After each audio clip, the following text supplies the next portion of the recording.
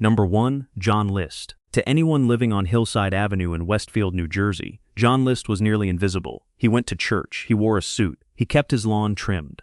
He had a wife, a mother, and 3 children living under his roof in a 19-room Victorian mansion. Neighbors would have described him, if pressed, as polite but unremarkable, quiet, devout, a bit stiff maybe, the kind of man you forget the moment he steps out of a room. And yet, on the morning of November 9th, 1971, that man moved through his own house room by room, and by midday every person who shared his last name was dead. The story of John List is, in a certain sense, the story of a costume that never came off. Born in 1925 in Bay City, Michigan, List grew up in a strict Lutheran household where obedience was not a virtue but a condition of love. His mother, Alma, raised him alone after his father's death, and she instilled in him a devotion to propriety, to religious ritual, to the appearance of moral rectitude that became, over time, the only architecture of his personality. He was not cruel as a child. He was not violent. He was simply empty in all the places where flexibility, warmth, or genuine self-knowledge might have developed. He learned early to wear the right expression, say the right prayer, and present himself as a man without flaw. He served in World War II and later in the Korean War. He earned a degree in business and accounting. He married Helen Morris Taylor in 1951, and for a time, the scaffolding of respectability held firm. He had a wife, he had credentials, he attended church without fail. To anyone watching, John List had done everything correctly. But beneath the surface, the frame was already cracking. List had difficulty holding jobs. His career in accounting and insurance moved sideways and then downward. By the mid-1960s, he had relocated his growing family, now including 3 children, Patricia, John Jr., and Frederick, from Michigan to a sprawling, aging mansion at 431 Hillside Avenue in Westfield. The house, called Breeze Knoll, was a grand Victorian relic far too expensive for his income. His mother, Alma, moved into the 3rd-floor apartment. His wife, Helen, had begun drinking. List was hemorrhaging money. He had taken out a second mortgage. He had drained his mother's savings. He was behind on nearly every payment, and the walls of the life he had constructed were leaning inward. What mattered to John List more than survival, more than happiness, more than the lives of his own children, was image. The thought of public failure, of foreclosure, of his family learning that he had been lying about going to work every morning when in fact he had been sitting in the train station reading newspapers, was more terrifying to him than any act of violence. He could not allow people to see what he had become. He could not allow his children to grow up impoverished or worse, to drift from the church in a world he increasingly saw as morally corrupt. In his own rigid calculus, the most loving thing he could do was send them to God before the world could ruin them. He planned the murders for weeks. He made lists. He canceled the newspaper delivery. He told the children's schools that the family would be traveling to North Carolina. He turned down the thermostat, something investigators would later note with quiet horror, recognizing that he did it to slow decomposition, because he wanted time. On the morning of November 9th, List sat down to breakfast with Helen. After the meal, he shot her in the back of the head in the kitchen with a 9mm handgun. She fell onto the hallway floor. He then went upstairs to the 3rd-floor apartment where his 84-year-old mother, Alma, lived. He shot her above the left eye. He dragged both bodies into the ballroom, a vast, ornate space at the rear of the house, and laid them on sleeping bags. Then he waited. When Patricia, 16 years old, arrived home from school, he shot her. When Frederick, 13, came home, he did the same. He placed each body beside the others in the ballroom. He then drove to Westfield High School to watch his oldest son, John Jr., play in a soccer match. When the game ended, he brought the boy home, and he shot him as well. John Jr. apparently struggled. Multiple rounds were fired.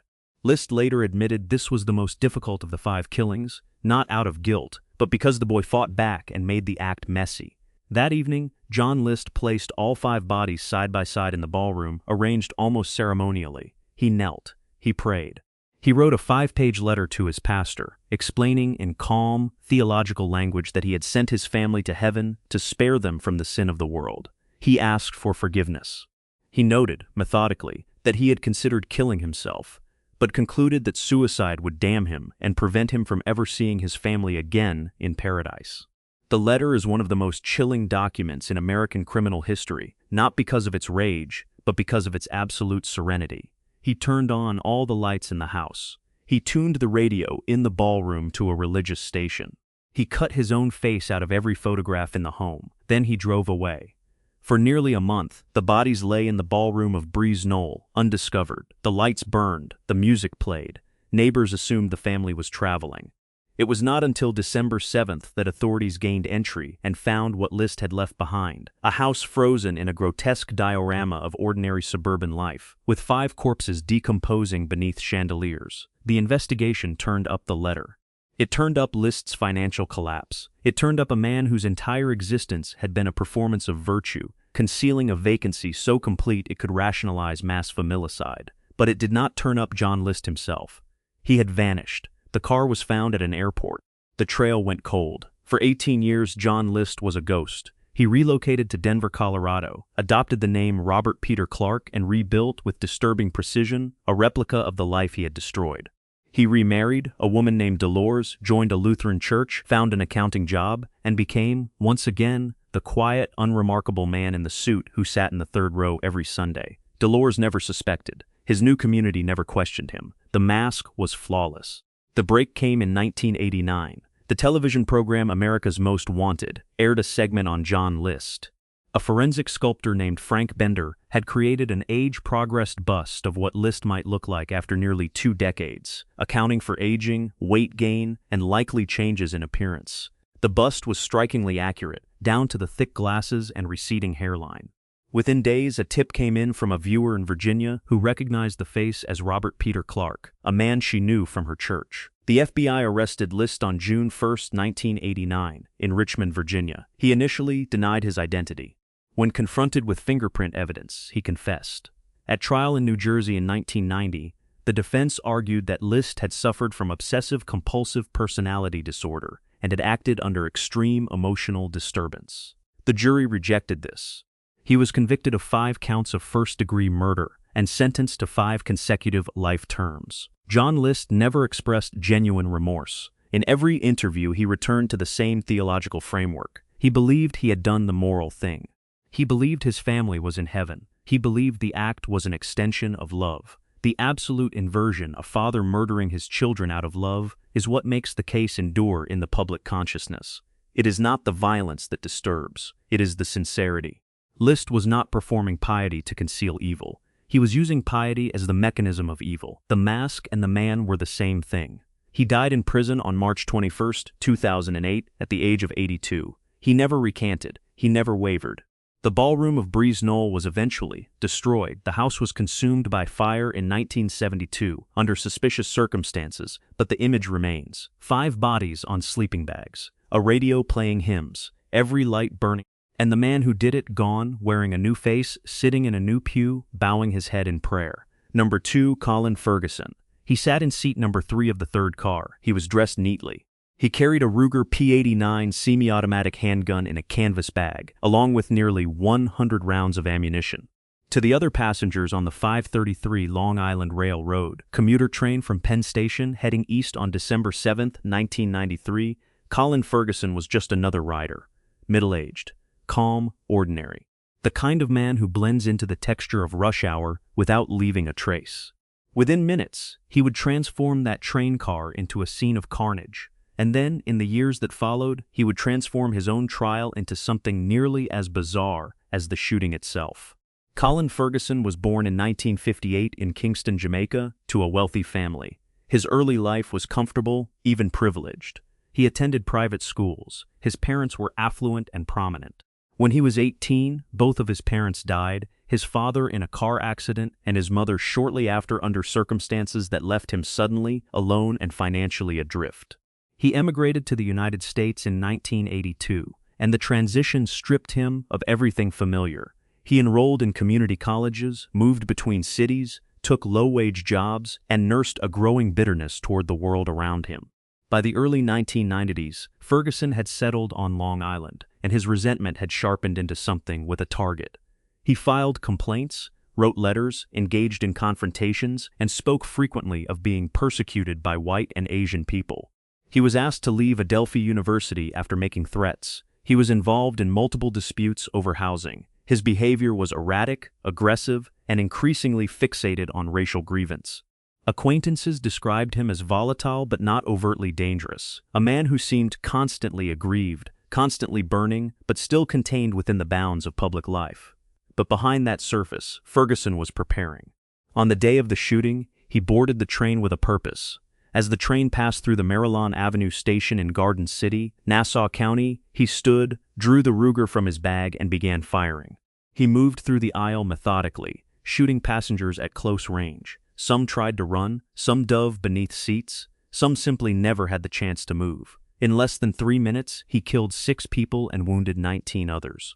The dead were Dennis McCarthy, 62 years old, James Garicki, 51, Amy Wilkins, 27, Mi Kyung Kim, 27, Maria Gimenez, 47, and Richard Chilton, 48. They were commuters.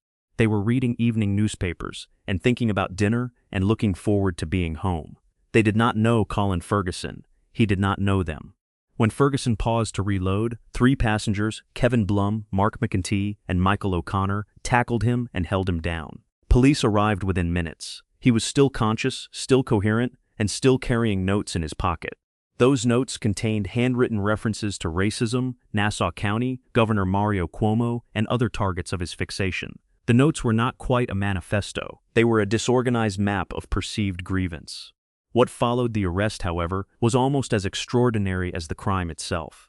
Ferguson initially retained the prominent attorneys William Kunstler and Ron Kuby, who intended to mount a so-called black rage defense, arguing that Ferguson had been driven to violence by a lifetime of racial oppression. The strategy was explosive, politically divisive, and legally unprecedented. But before it could be tested, Ferguson fired his lawyers. He announced that he would represent himself. He insisted that he was not the shooter. The trial that began in January 1995 became one of the most surreal courtroom spectacles in modern New York history. Colin Ferguson, acting as his own attorney, cross-examined the very passengers he had shot. He referred to himself in the third person. He asked wounded survivors to describe the gunman as though that person were someone else entirely. He maintained, against all evidence, that a mysterious white man had taken the gun from his bag while he slept and committed the massacre, then placed the weapon back in his hands. The courtroom watched in disbelief as a man who had been restrained mid-shooting questioned his own victims about whether they were sure it was him. The spectacle was grotesque, but it revealed something about Ferguson that no expert testimony could quite capture. His self-representation was not a legal strategy. It was the same delusion that had driven the killings, the absolute refusal to see himself as the agent of harm, the insistence that the world was acting upon him, that he was always the victim, that nothing that had happened was his fault. His paranoia was not an act. It was the architecture of his personality. The mask he wore was not deception. It was a lens through which he genuinely saw the world. He believed himself innocent, not as a tactical lie, but as a psychological reality. The jury found him guilty on all counts in less than 1 hour. He was sentenced to 315 years and 8 months in prison. He remains incarcerated at the Upstate Correctional Facility in Malone, New York. In the aftermath, the case became a catalyst. Carolyn McCarthy, wife of one of the murdered passengers and mother of another, who was shot and partially paralyzed, ran for Congress on a platform of gun control and won. She served from 1997 until 2015. The shooting transformed the political landscape of Long Island and added enormous emotional force to the national debate on firearms. Colin Ferguson's name became shorthand for both senseless public violence and the dangerous inadequacy of a legal system that allows a manifestly delusional defendant to turn a courtroom into theater. Ferguson himself has continued to file appeals, motions, and lawsuits from prison, suing the Long Island Railroad, the state of New York, and the gun manufacturer, among others. Every attempt has been denied. He has never accepted responsibility. The mask, such as it was, never slipped because for Colin Ferguson there was no mask. The distortion was total. He saw a world that was persecuting him, and he fired into it, and even after the conviction, even after the sentence, he is still, in his own mind, the one who was wronged. Number 3. Sante Kimes. She could walk into any room and within minutes have the most powerful person there, believing she was exactly who she claimed to be. She could be a diplomat's wife. She could be a real estate heiress. She could be a philanthropist, a socialite, a grieving widow, a generous employer. Sante Kimes was, depending on the moment, all of these things and none of them. What she actually was, a pathological grifter, a manipulator of extraordinary skill, an enslaver of domestic workers, an arsonist, and ultimately a killer, only became fully visible after decades of reinvention, because Sante understood something about the world that most criminals do not. People do not look closely at a woman who dresses well and speaks with confidence. They simply believe. She was born Santa Louise Singers on July 24, 1934, in Oklahoma City. Her childhood was unstable. Her mother struggled with poverty and relationships. Sante grew up in an environment where survival depended on performance, and she became, very early, a person for whom truth was nothing more than an inconvenience. By her teenage years, she had already developed a habit of petty theft and deception. She was arrested for shoplifting at least once. She learned that charm could get her out of trouble, and she built her life around that lesson. Her first significant move came through marriage. She married a man named Ed Walker, had a son, and then left. She moved to California, where she met and began a relationship with Kenneth Kimes Sr., a wealthy real estate developer and motel owner. Kimes was taken with her. She was beautiful, persuasive, and relentless in her attentions. They married, and Sante gained access to a life she had always coveted: money, property, status. But she did not simply enjoy it, she exploited it. She manipulated Kimes's finances. She forged documents. She created phantom accounts. And she began a pattern of behavior that would define the next 3 decades of her life. She treated other human beings as instruments. Throughout the 1970s and 80s, Sante employed undocumented workers as domestic servants in conditions that investigators would later describe as slavery. Women from Mexico and Central America were brought into her homes, forced to work without pay, threatened with deportation if they complained, and in at least one documented case, physically abused and held against their will. Sante was convicted of slavery charges in 1985, a federal crime, and served a brief prison sentence. She emerged from that sentence entirely unchanged. She also committed arson. In 1990, a house she and her husband owned in Hawaii was destroyed by a fire that investigators ruled as deliberately set. Insurance claims followed. The Kimes family collected. This became a pattern: acquire, insure, destroy, profit. And through it all, Sante's public persona remained intact. She attended events, she dressed impeccably, she smiled in photographs. Nobody saw the furnace beneath the surface. What transformed Sante Kimes from a career con artist into something far more dangerous was her relationship with her younger son, Kenneth Kimes Jr., known as Kenny. Born in 1975, Kenny was raised entirely within his mother's orbit. She homeschooled him. She controlled his friendships. She shaped his worldview. By the time he was a teenager, Kenny was not merely loyal to his mother, he was absorbed by her. He had no independent identity. He existed as an extension of her will. Their relationship was not simply close. It was, by every clinical measure, pathologically enmeshed. When Kenny later described their crimes, he consistently used the word "we."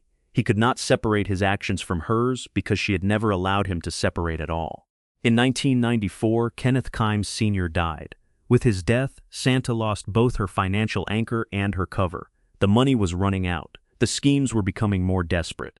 And in 1998, Sante and Kenny arrived in New York City with a plan that marked the final transformation from grifter to killer. Their target was Irene Silverman, an 82-year-old millionaire and former ballerina who owned a limestone townhouse on East 65th Street in Manhattan. The Kimmeses rented a room in Silverman's home under a false name. Their plan was to forge documents transferring ownership of the property to themselves, kill Silverman, and dispose of the body so thoroughly that no one would ever know what had happened. They intended, essentially, to erase her. Irene Silverman was not an easy mark. She noticed things. She told friends that the new tenant made her uncomfortable. She suspected something was wrong. She wrote notes to herself about the woman and her son. But Sante moved quickly. On July 5, 1998, Kenny lured Silverman to his room. What happened next is known only through Kenny's later confession. He stunned her, likely with a stun gun, and then killed her. The body was placed in a bag. Sante directed the disposal. Irene Silverman's remains have never been found, but Sante's perfectionism was her undoing. The forged deed was clumsy. The paper trail was incomplete, and Irene Silverman's friends had already alerted police to their concerns. On July 6th, the day after the killing, Sante and Kenny were arrested during a routine traffic stop.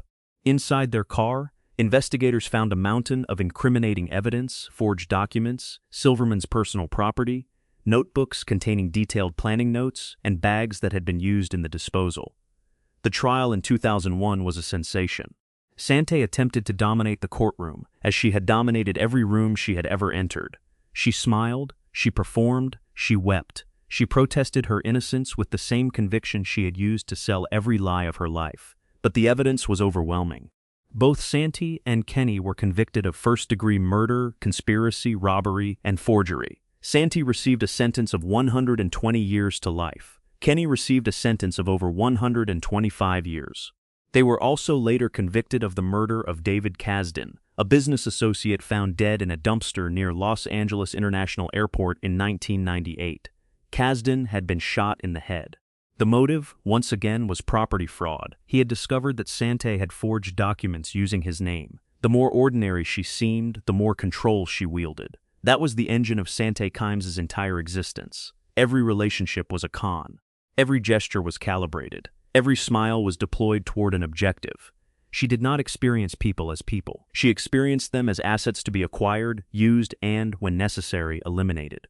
Kenny, her own son, was perhaps her greatest and most tragic victim, even as he was also her accomplice. She built him into a weapon and then aimed him at the world. Sante Kimes died in prison on December 19, 2014, at the age of 79. Kenny remains incarcerated. He has, in the years since the trial, shown signs of attempting to reckon with what his mother made him. Whether that reckoning is genuine, or whether it is simply another form of the performance she taught him, is something perhaps even he cannot fully answer. Number 4. Carolyn Warmus. She was a 25-year-old elementary school teacher, with a master's degree, a trust fund, and a smile that colleagues described as warm and engaging. She taught at the Greenville School in the Edgemont section of Greenburgh, Westchester County. She drove a nice car. She dressed well. She came from money. Her father was a wealthy insurance executive in Michigan. On paper, Carolyn Warmus was a young woman who had everything and needed nothing.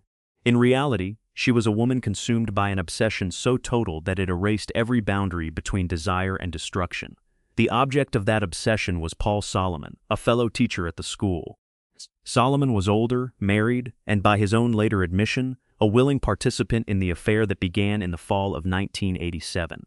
He was not an unwilling target. He was a man who enjoyed the attention of a younger woman and pursued it. But for Carolyn Warmus, the affair was not an affair. It was an absolute. She did not want a piece of Paul Solomon's life. She wanted all of it. And the one thing standing between her and that totality was his wife, Betty Jean Solomon. What made Carolyn Warmus dangerous was not rage. It was patience. She did not erupt. She maneuvered. Over the course of the relationship, she became increasingly fixated on Betty Jean, calling the Solomon home, driving past it, learning its rhythms. She also began acquiring something far more alarming than information. In the weeks before the murder, Warmus contacted a private investigator named Vincent Parco. Parco was not a typical PI. He had connections that stretched well into New York's criminal underworld. Warmus asked him for a gun equipped with a silencer. Parco provided it. He would later testify to this transaction in court, though his own credibility was deeply compromised by the time he took the stand. On the evening of January 15, 1989, Paul Solomon left his home in Greenburgh to go bowling. He was, by his own account, meeting Carolyn Warmus before or after his bowling league that night. The timeline was always muddled, partly because Solomon had reasons of his own to obscure the full truth. While he was out, someone entered the Solomon home and shot Betty Jean 9 times. She was found on the floor of the bedroom by Paul Solomon when he returned home later that evening. She was 40 years old. The initial investigation focused on Paul Solomon himself. He was the husband. He was having an affair. He had a potential motive. For months, detectives scrutinized his story, his movements, his finances. But the evidence slowly began to shift. Phone records placed Warmus in the area that evening. A witness came forward to say that Warmus had asked him about obtaining a weapon, and the ballistics on the shell casings recovered from the scene matched a type of ammunition consistent with the gun Vincent Parco claimed to have sold her. Warmus was indicted for second-degree murder. The first trial in 1991 ended in a hung jury. The jurors could not agree, in part because the prosecution's star witness, Vincent Parco, was himself a compromised figure with his own criminal entanglements, and in part because Paul Solomon's testimony was riddled with evasions that made it difficult to determine who was telling the full truth about anything. The retrial in 1992 provided the missing piece. Investigators had located a black leather glove at the crime scene during the original search. Inside, wrapped in the lining, was a .25 caliber Beretta pistol with a homemade silencer. The gun had been traced to a purchase that led back, through Parco's testimony and corroborating records, to Warmus. More critically, the second trial introduced phone records and toll data that tightened the timeline, placing Warmus closer to the scene and undermining her alibi. The media coverage was enormous. The tabloids seized on the parallels to the 1987 film Fatal Attraction, and the case was forever branded with that label. Carolyn Warmus became, in the public mind, the real-life version of a cinematic archetype, the obsessive lover who destroys what she cannot possess. The comparison was reductive, but it stuck because it was easy, and because Warmus's own behavior seemed to confirm it. She showed no visible remorse during either trial. She maintained her innocence with an almost theatrical composure. She smiled in the courtroom. She dressed carefully. She carried herself as though the entire proceeding were a misunderstanding. The jury in the second trial convicted her of second-degree murder. She was sentenced to 25 years to life in prison. In the years that followed, a more complicated picture of Carolyn Warmus emerged, though it did not exonerate her. Her childhood had been marked by instability and emotional deprivation. Her parents divorced bitterly. Her father was distant. She had exhibited signs of attachment disorder and had, in earlier relationships, displayed patterns of obsessive behavior that bordered on stalking.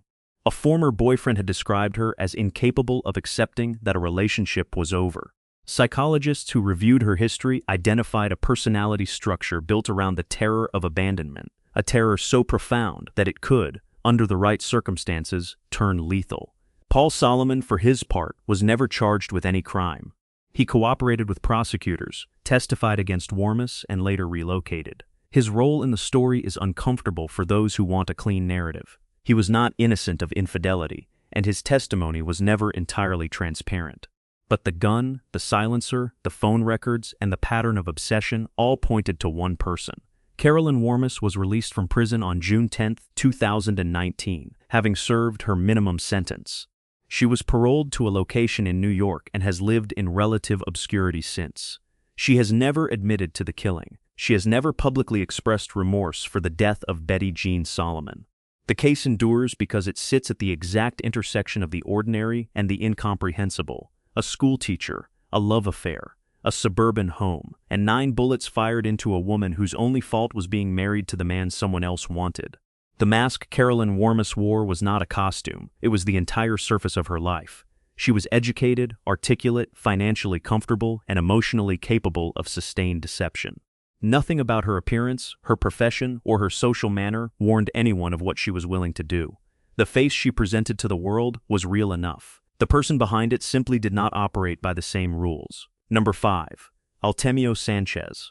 For more than 25 years, the man the city of Buffalo knew as the bike path rapist was a shadow. He attacked along trails, parks, and isolated paths. He chose victims who were alone. He was methodical. He left little evidence, and then he went home. He kissed his wife.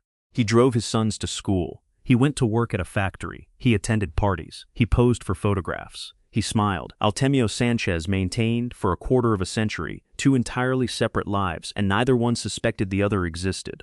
Born on September 24, 1958, in Puerto Rico, Sanchez moved to the Buffalo area as a young man and settled into what appeared to be a completely conventional working-class existence. He married his wife, Kathleen, and they raised 2 sons. He worked at the American Axle and Manufacturing plant. He was known among neighbors as friendly and unremarkable. He bowled. He played softball. He went to family barbecues. Nothing about his daily life drew scrutiny because nothing about his daily life deviated from the norm. But beginning in 1981, a series of sexual assaults began terrorizing the Buffalo area. The attacks occurred on or near bike paths, jogging trails, and wooded areas. The assailant was described as a man who appeared suddenly, restrained his victims, sexually assaulted them, and vanished before help could arrive. The attacks continued through the 1980s and into the 1990s. Early victims survived and provided descriptions, but the attacker was careful. He wore disguises, changed his approach, and left behind minimal physical evidence. Then the violence escalated. In September 1990, Linda Yalom, a 22-year-old University at Buffalo student, was raped and strangled while jogging on the Ellicott Creek bike path. In October 1992, Majane Mazur, a 32-year-old sex worker, was beaten, sexually assaulted, and strangled, her body found near a highway ramp.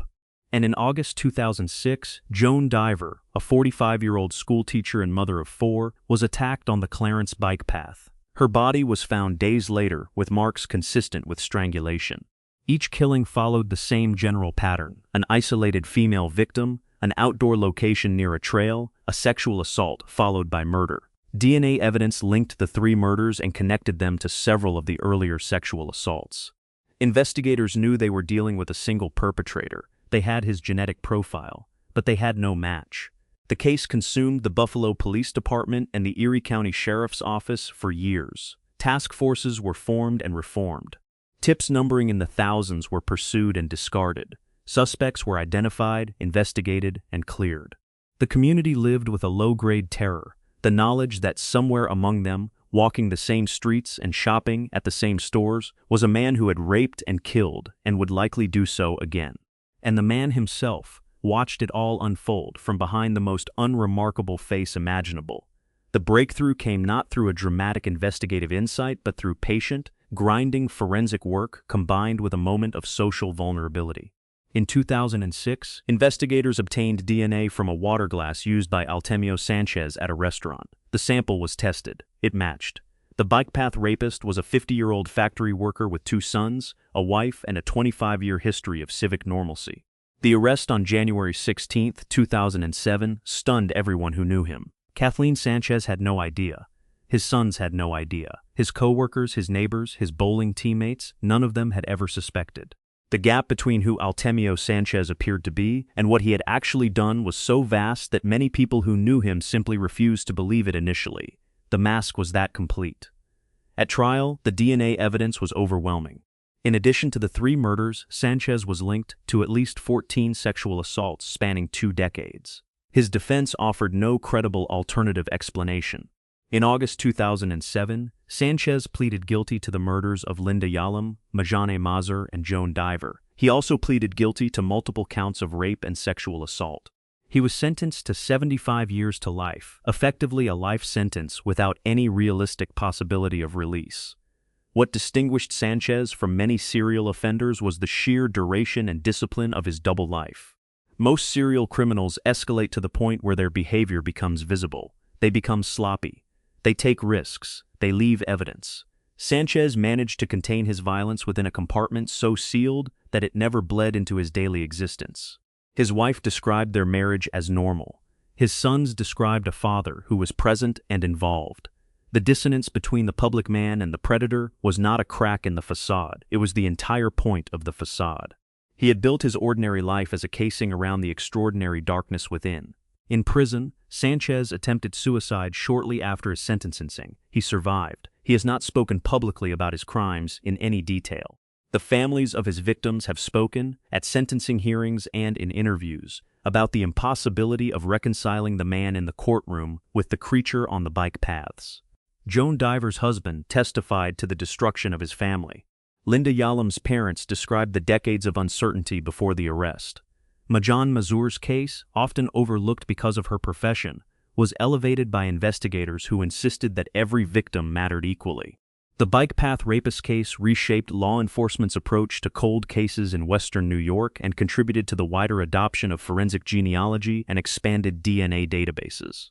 But at its core, the case remains a study in concealment, in the human capacity to construct a life so thoroughly ordinary that it becomes the perfect camouflage for the most extraordinary evil.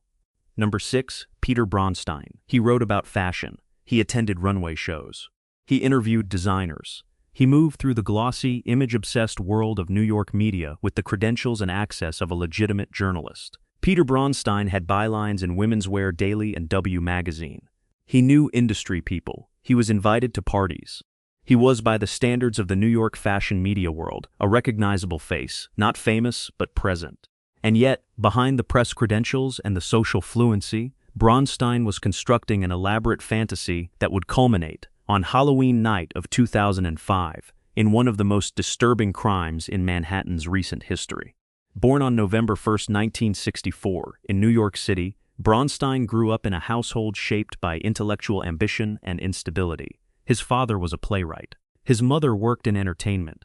He attended elite schools and earned a degree from the Columbia University Graduate School of Journalism. He was articulate, well-read, and socially capable. He knew how to talk to people. He knew how to make himself seem interesting. But colleagues who worked with him over the years noticed patterns, an intensity that could tip into obsessiveness, a difficulty maintaining relationships, a tendency to fixate on women who were not interested in him. His fixation in the early 2000s centered on a former colleague, a woman who worked in the fashion industry. The details of their relationship are sparse, but what is known is that Braunstein's interest in her did not diminish when she made it clear she was not interested. It deepened. He followed her movements, he learned her schedule, he discovered where she lived, and he began to plan.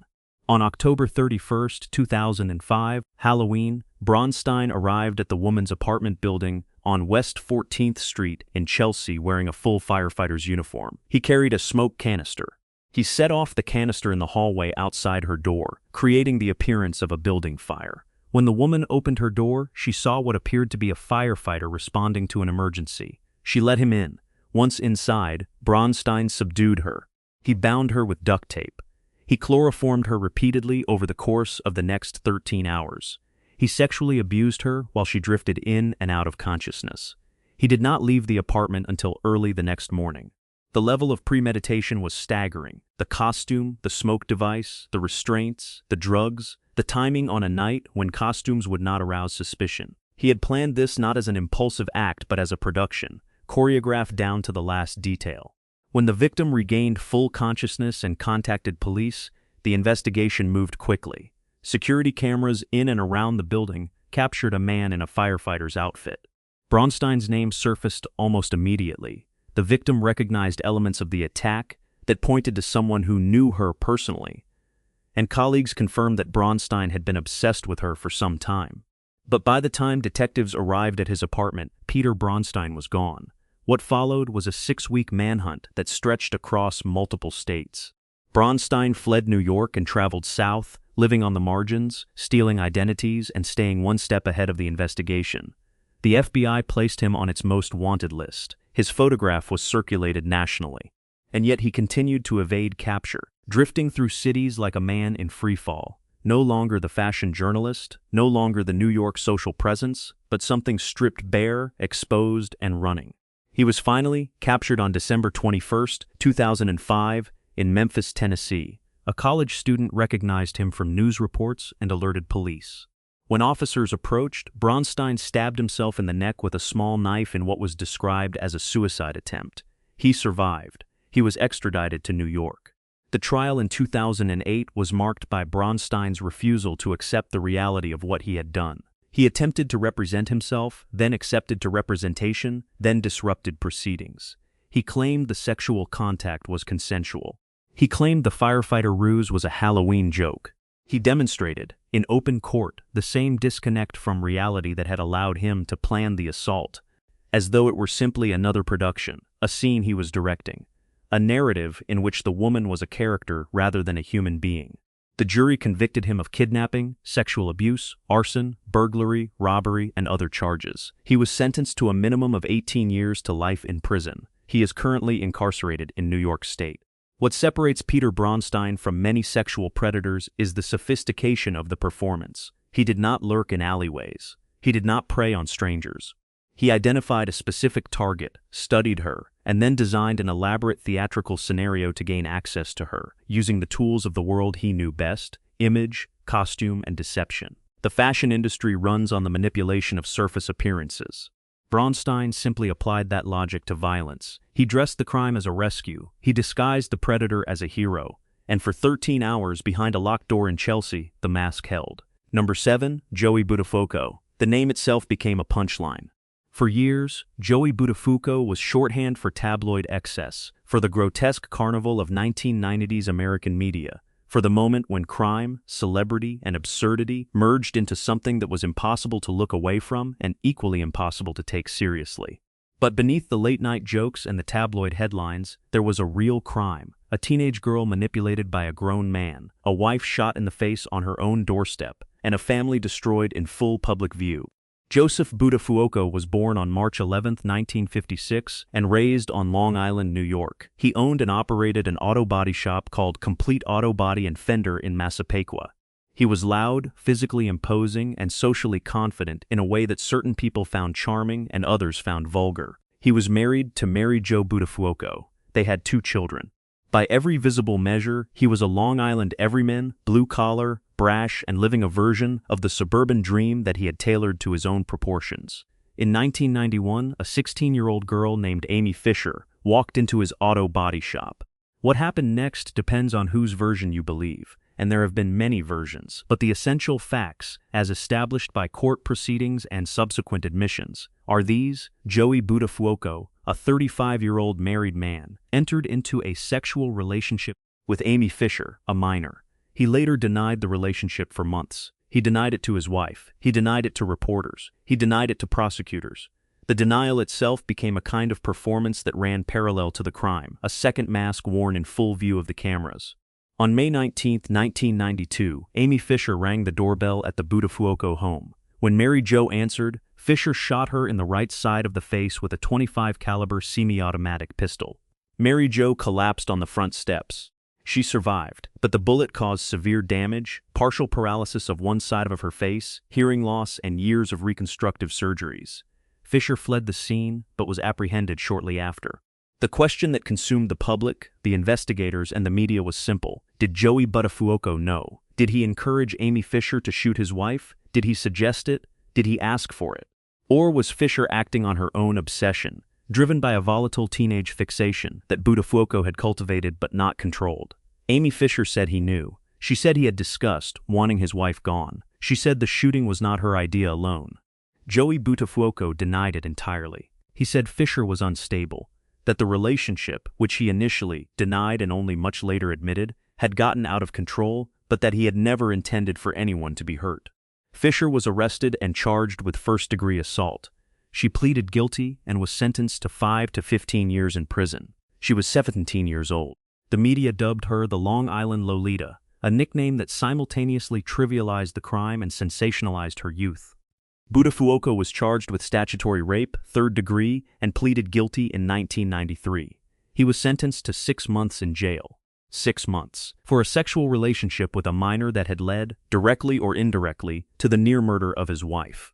The disparity in sentencing, a teenage girl receiving up to 15 years was, while the adult man who had statutory sex with her and may have influenced the act received 6 months, provoked outrage, but it also revealed something about how the justice system and the public processed the case. Fisher was the shooter. She was the one who pulled the trigger, and in the eyes of the law, that made her the primary offender.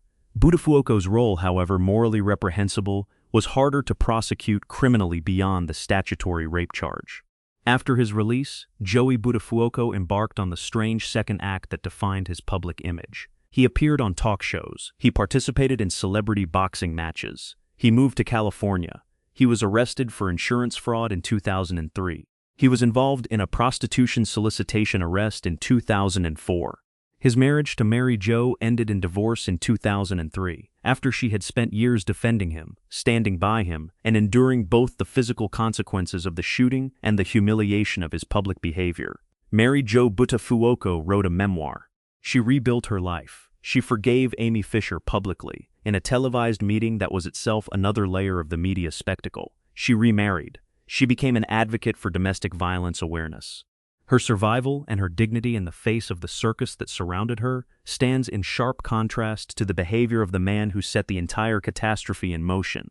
Joey Buttafuoco's mask was never subtle. He did not pretend to be pious or intellectual or morally upstanding.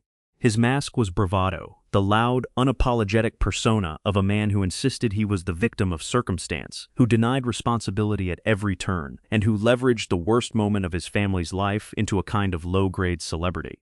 He appeared to feel no shame, not because he concealed it, but because there was no evidence it existed.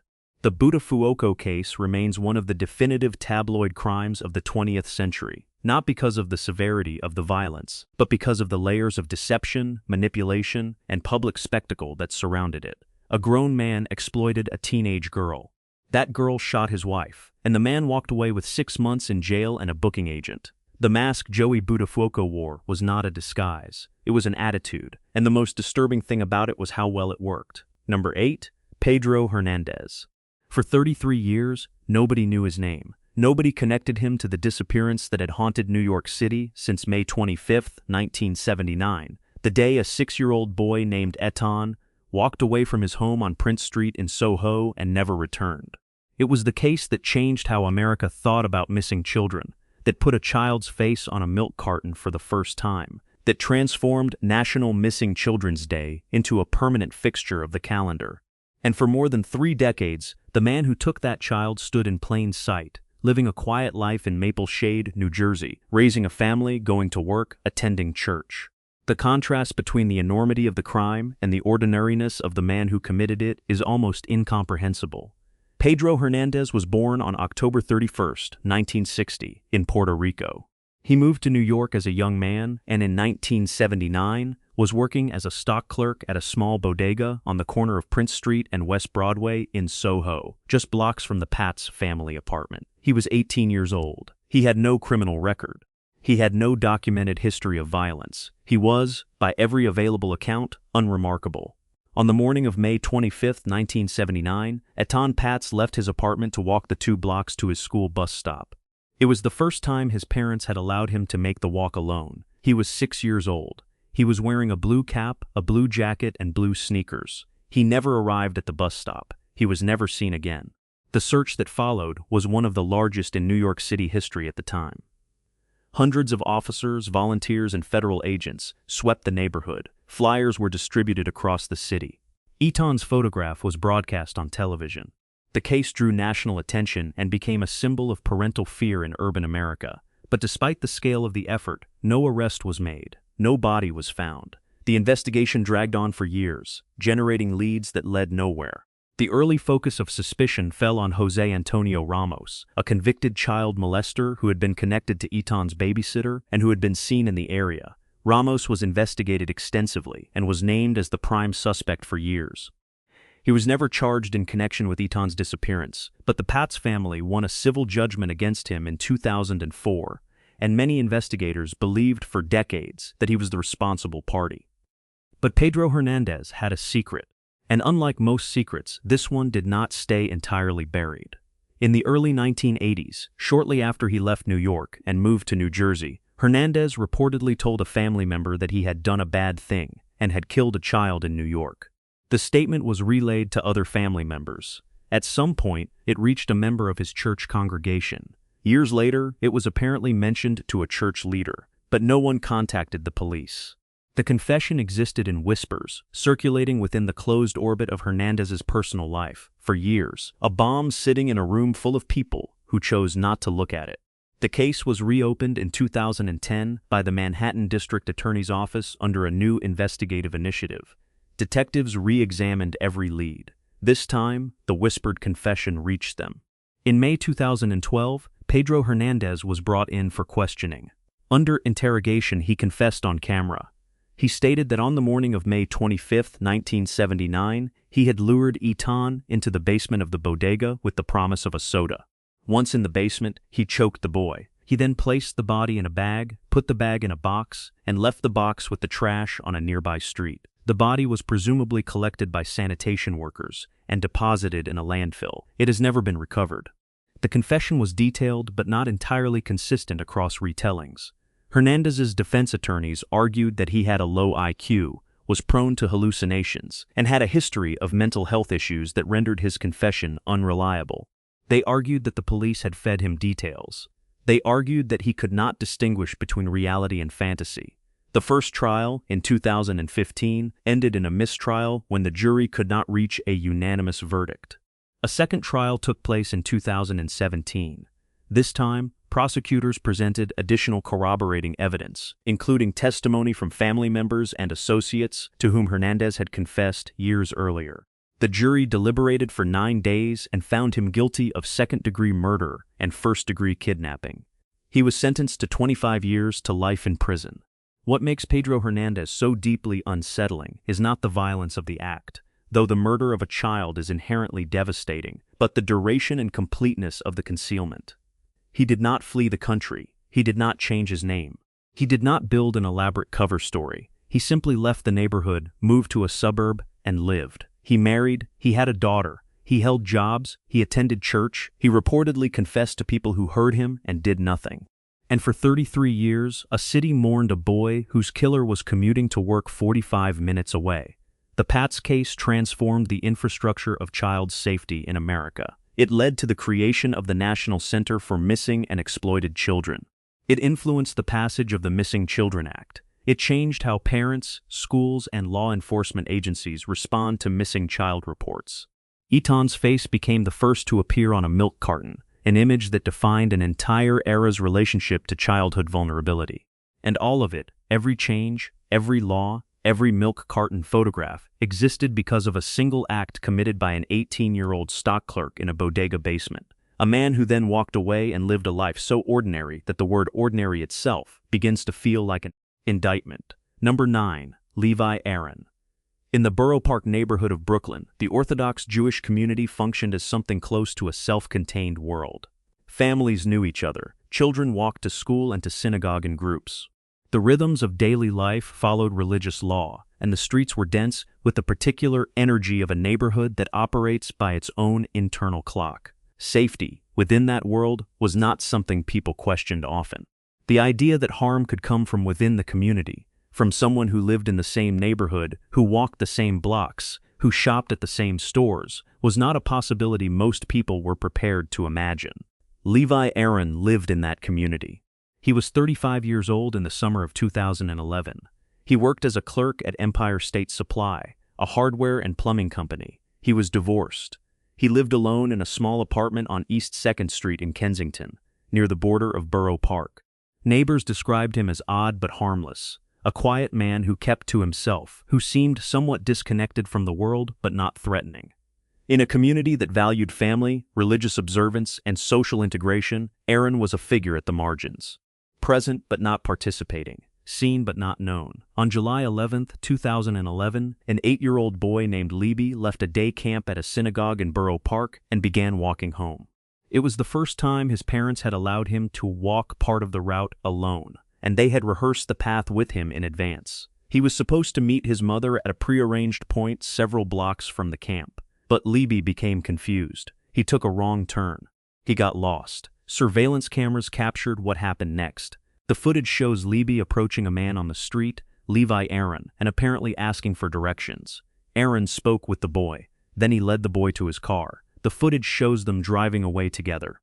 Levi was not seen alive again. What happened inside Levi Aron's apartment over the next 2 days has been reconstructed from his own confession, given to police after his arrest. According to Aron, he brought the boy home and initially planned to return him to his family. He said he watched the news coverage of the boy's disappearance. The entire community had mobilized, with thousands of volunteers searching the streets and distributing flyers, and panicked. He gave the boy a chocolate milk mixed with prescription medication. When the drugs failed to keep Levi quiet, Aron suffocated him. He then dismembered the body, placed portions in bags, and stored some in his refrigerator. Other remains were found in a dumpster several blocks from his apartment.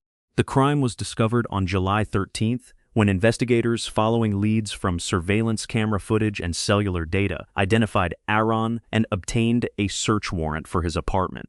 What they found inside was so horrifying that veteran detectives were reportedly unable to speak about it in the immediate aftermath.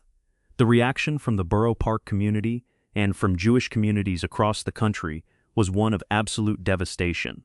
Thousands attended the boy's funeral. The grief was compounded by a particular kind of betrayal. The killer was not an outsider. He was not someone from beyond the community's walls. He was someone who lived inside them. The trust that had allowed children to walk those streets, to approach adults for help, had been exploited by a man who appeared to be one of their own. Aron was charged with first-degree murder and second-degree kidnapping. His defense team pursued an insanity defense, arguing that Aron suffered from severe psychiatric disorders, including possible psychosis. Psychiatric evaluations produced conflicting results. Some experts found evidence of a disturbed personality with hallucinations and delusions. Others found him competent and legally sane. The question was not whether Aron had killed the boy, he confessed, and the physical evidence was unambiguous, but whether his mental state at the time met the legal threshold for insanity. In August 2012, Aron pleaded guilty to second-degree murder as part of a plea agreement. He was sentenced to 40 years to life in prison. The case reshaped how the Orthodox community in Brooklyn addressed child safety. New programs were established. New guidelines were created for children walking alone. Conversations about the reluctance to involve secular law enforcement, a long-standing cultural sensitivity in certain insular religious communities, were forced into the open. The boy's murder did not merely end a life. It forced an entire community to confront the limits of its own assumptions about safety, about trust, and about the faces of danger. Levi Aron remains incarcerated. He has shown no public understanding of the magnitude of what he did. His confession was delivered in a flat, almost affectless tone that investigators described as deeply disturbing, not because of anger or defiance, but because of the absence of recognizable human reaction. He described dismembering a child the way someone might describe disposing of spoiled groceries. The mask he wore in Borough Park was not charm or charisma or piety. It was blankness, a vacancy so total that people looked at him and saw nothing alarming, because there was nothing there to see. Number 10, Nicholas Brooks. Sylvie Cache was a 33-year-old fashion designer with her own swimwear line. She was talented, well-connected, and building a career in the fiercely competitive New York fashion industry. On the night of December 9, 2010, she was found dead in a bathtub at the Soho House Hotel in the meatpacking district of Manhattan. The water was running. Prescription pills were scattered nearby. It could have been an accident. It could have been an overdose. And for a brief moment, those possibilities hung in the air. But investigators noticed the marks on her neck. Nicholas Brooks was Sylvie's boyfriend. He was also the son of Joseph Brooks, a once prominent songwriter and filmmaker, best known for the Academy Award-winning song, "You Light Up My Life." Nicholas had grown up in the peculiar shadow of that success, raised in wealth, surrounded by celebrity, but never quite finding his own footing. He drifted through his 20s and early 30s, without a stable career, without a clear identity, and with an escalating dependence on the lifestyle that his father's money provided. When that money began to dry up, his father was by then facing serious criminal charges of his own. Nicholas clung ever more tightly to relationships with women who could sustain him. Sylvie Cache had become that person. Their relationship, by the accounts of friends and witnesses who later testified, was volatile. Brooks was possessive. He was jealous. He was financially dependent on Sylvie. He monitored her communications. He accused her of infidelity. She had tried to end the relationship multiple times, but each attempt was followed by a period of reconciliation. The exhausting cycle familiar to anyone who has studied the dynamics of abusive partnerships. By December of 2010, Sylvie had told friends she was done. She wanted out. That was the context in which they checked into the Soho House on December 9th. Hotel records and surveillance cameras reconstructed the evening. Brooks and Cache checked in together. They argued. Brooks left the hotel multiple times during the evening, swiping his keycard in and out. At some point during the night, Cache was attacked. She was strangled and possibly smothered. Her body was placed in the bathtub and the water was turned on. The medications were positioned to suggest an overdose. When hotel staff discovered Cache's body in the early hours of December 10th, Brooks was present in the room. He was initially questioned and released, but the medical examiner's report changed everything. The cause of death was ruled as asphyxia, due to neck compression combined with drowning. The manner of death was ruled homicide. The marks on Cache's neck were not self-inflicted. They were consistent with being grabbed and held underwater. Brooks was arrested on December 10, 2010. He was charged with second-degree murder. From the moment of his arrest, he maintained his innocence, claiming that Sylvie had been using drugs and alcohol and that he had found her unresponsive in the bathtub when he returned to the room. The trial, which did not take place until 2013 due to multiple delays, was a study in contrasts. The prosecution presented a portrait of Nicholas Brooks as a parasitic, controlling partner who killed Sylvie Cache when she finally tried to sever the bond that sustained him. They presented hotel surveillance, keycard data, testimony from friends about the relationship's toxicity, and the medical examiner's findings. The defense argued that Cache's death could have been accidental, that she was intoxicated and may have lost consciousness in the tub, and that the marks on her neck were ambiguous. The jury did not find the defense persuasive. In June 2013, Nicholas Brooks was convicted of second-degree murder. He was sentenced to 25 years to life in prison. The case was shadowed by the separate tragedy of Joseph Brooks, Nicholas's father. While his son was awaiting trial, the elder Brooks was facing his own criminal proceedings. More than a dozen charges of sexual assault against women he had lured to auditions under the pretense of casting them in films. In May 2011, Joseph Brooks was found dead in his Manhattan apartment of a self-inflicted gunshot wound, having left a suicide note. The father's crimes and the son's crime existed in a disturbing parallel. Both men used proximity, charm, and the trappings of a glamorous world to exploit vulnerable people. Nicholas Brooks was not famous in his own right. He had no particular talent, no career, no public identity apart from his father's name and his own capacity to attach himself to women of greater ambition and means. The mask he wore was not competence or piety or professional achievement. It was something more fragile and more common. He simply presented himself as a man of a certain world, a man who belonged in the rooms he entered, even though he contributed nothing to them. His charm, such as it was the charm of association. He was Joseph Brooks's son. He was Sylvie Cache's boyfriend. He existed only in relation to other people's accomplishments. And when the last of those relationships threatened to dissolve, he destroyed it in the most literal sense possible. Sylvie Cache's family has spoken publicly about her talent, her warmth, and the life she was building before Nicholas Brooks ended it. They have also spoken about the inadequacy of a system that allowed a man with a documented history of controlling behavior to avoid intervention until it was too late. The Soho house has been renovated since. The room has been repurposed. The hotel continues to operate. And the name Nicholas Brooks has faded from public memory in the way that many murderers do when they are neither serial nor spectacular, just destructive and final and utterly ordinary in their cruelty. What remains is the question that threads through every case in this documentary, the space between how a person appears and what a person is capable of doing. Nicholas Brooks looked like a man going through life. He looked like a boyfriend at a nice hotel. He looked like someone who belonged. And behind that appearance, in a locked room with running water and a woman who had tried to leave him, the mask came off, as it always, eventually, does. Number 11, Robert Chambers. To the bartenders and doormen of Manhattan's Upper East Side, he was a familiar silhouette. Tall, handsome, square-jawed, always welcome despite never having the money to pay for his own drinks. Robert Chambers moved through the most exclusive circles of 1980s New York without ever truly belonging to them, and the distance between who appeared to be and who he actually was would destroy a young woman's life in a single summer night.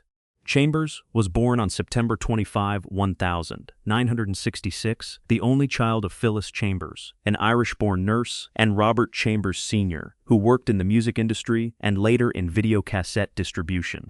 The family started out in Jackson Heights, Queens, a working-class neighborhood where the Chambers name carried no particular weight. But Phyllis was ambitious for her son.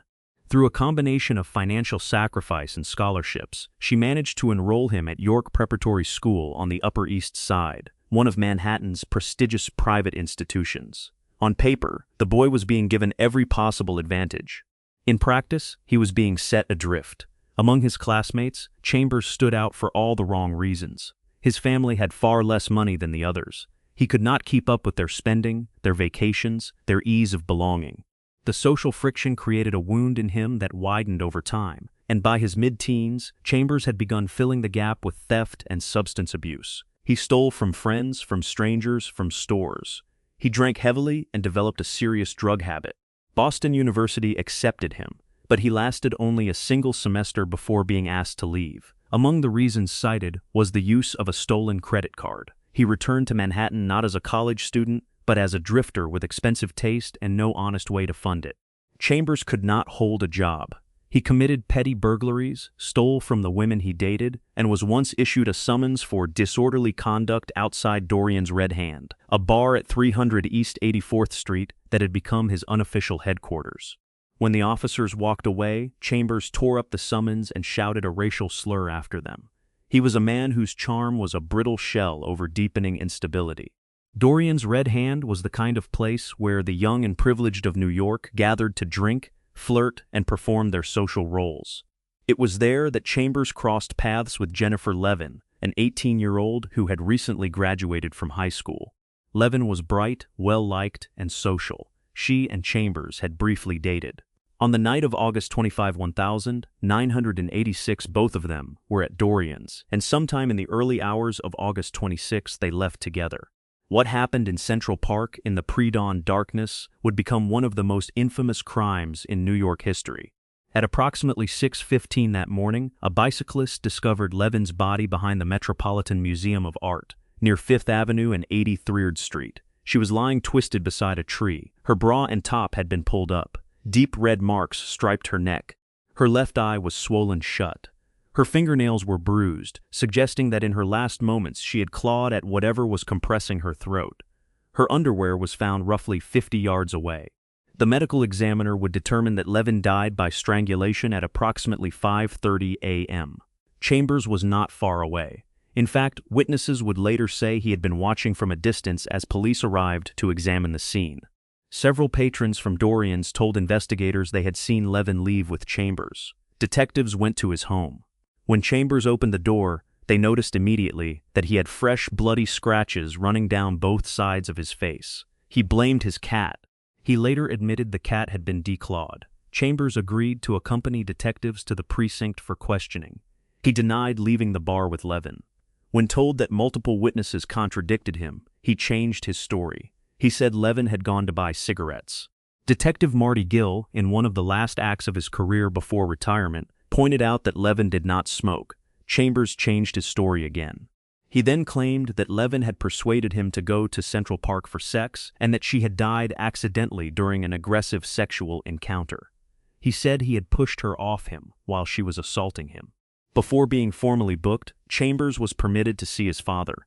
His words to his father were recorded. He said, "That fucking bitch, why didn't she leave me alone?" The case became a tabloid sensation. Newspapers dubbed Chambers the preppy killer.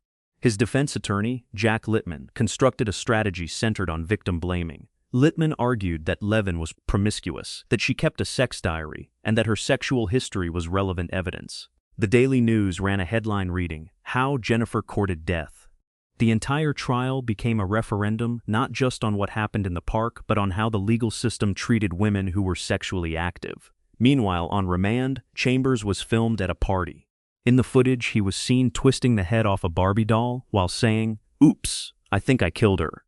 Prosecutor Linda Fairstein noted dryly that in more than 8,000 cases of reported sexual assault over the previous decade, Chambers' claim was the first in which a male had reported being assaulted by a female. The trial began on January 4, 1988 and lasted 13 weeks.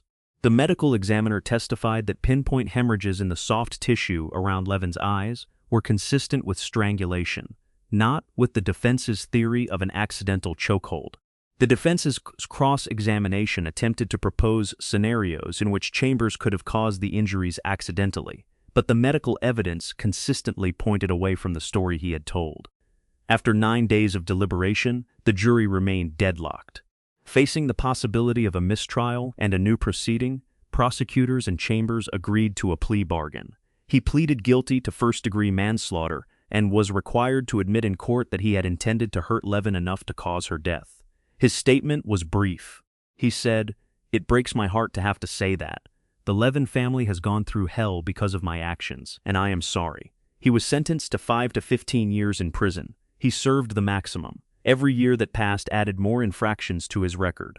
He was released from Auburn Prison on February 14, 2003, having served the full 15 years. His release was a media circus. Reporters had staked out the sidewalk opposite the prison 13 hours before his 7:30 a.m. release time. That same day, Dateline NBC interviewed him.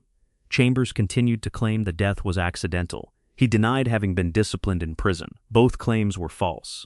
A wrongful death lawsuit, which Chambers did not contest, required him to pay all future lump sums he received, plus 10% of his income, up to $25 million, to the Levin family. The family said all funds received from Chambers would go to victims' rights organizations. Freedom did not reform Robert Chambers, By 2005, he had pleaded guilty to a misdemeanor drug charge and served 90 days. In October 2007, he was arrested again, this time in his apartment, charged with running a cocaine operation alongside his longtime girlfriend, Sean Koval. 3 counts of selling a controlled substance in the first degree. 3 counts in the second degree.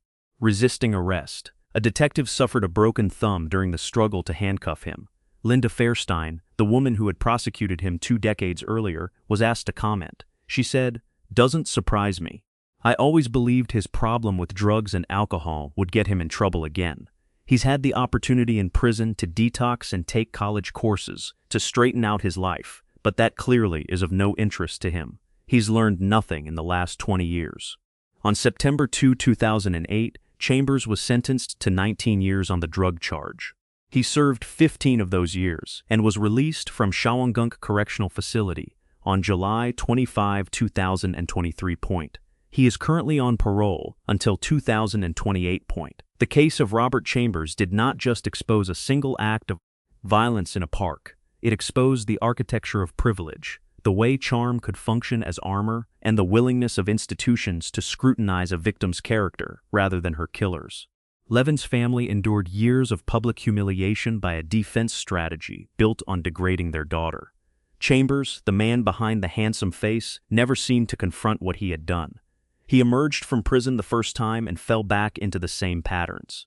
He emerged a second time and returned to parole. The mask he wore on the Upper East Side in 1986 was never fully removed. It simply grew thinner with each passing year.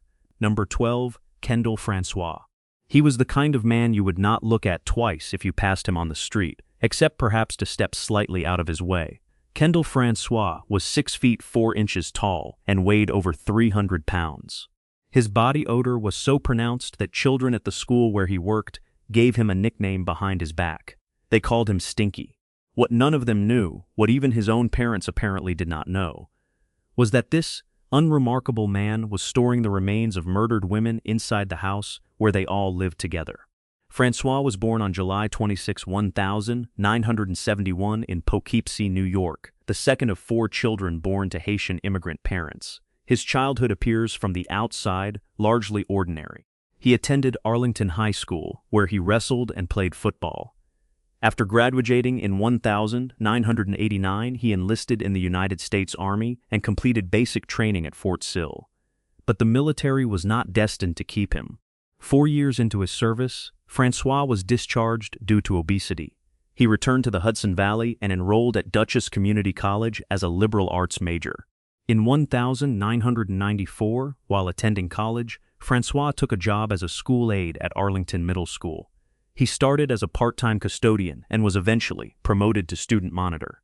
Almost immediately, his behavior raised concerns. He told sexual jokes to female students. He hugged them. He touched their hair.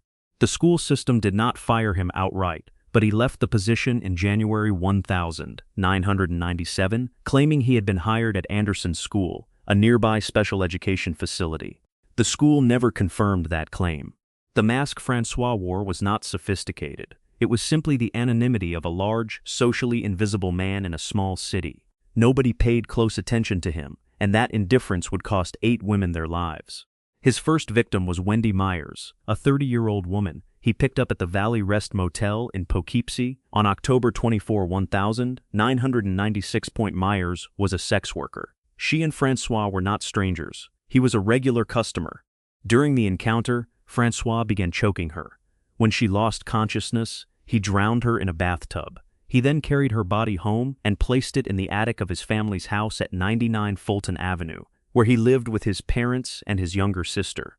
A month later, on November 29, he killed 29-year-old Gina Barone in his car. Days after that, he killed his third victim, Catherine Marsh, who was 31 and pregnant at the time. Both bodies were also carried to the attic and placed beside Myers. 3 women, 3 bodies, all hidden in the same house where his mother cooked dinner and his sister slept at night. The disappearances attracted limited attention at first. Marsh was not reported missing until March 1997, by which time Francois had already killed 2 more women. His 4th victim was 47-year-old Kathleen Hurley. His 5th was 29-year-old Mary Healy Giacconi, who was not reported missing until November 1997. The victims shared common characteristics. They were white, slight of build, with dark hair. They were vulnerable women working the streets of downtown Poughkeepsie. Detective Bill Segrist of the Poughkeepsie Police Department began quietly investigating. Working with the department's Neighborhood Recovery Unit, which focused on narcotics, Segrist learned that several sex workers on Main Street had complained about a local man who was violent during encounters. The man was Kendall Francois. Detectives began surveillance of his home. They sent a wired sex worker to meet with him, but the operation produced little actionable intelligence. What they did observe was his daily routine. Every morning, Francois used the family car to drive his mother to her job at a nearby psychiatric center, where she worked as a nurse. Afterward, he would cruise the streets of downtown Poughkeepsie, searching. In January 1998, police interviewed Francois directly about the missing women. He gave them nothing. That same month, he was arrested for assaulting a woman after a dispute over money. He had punched her in the face, thrown her onto a bed, and choked her with his bare hands.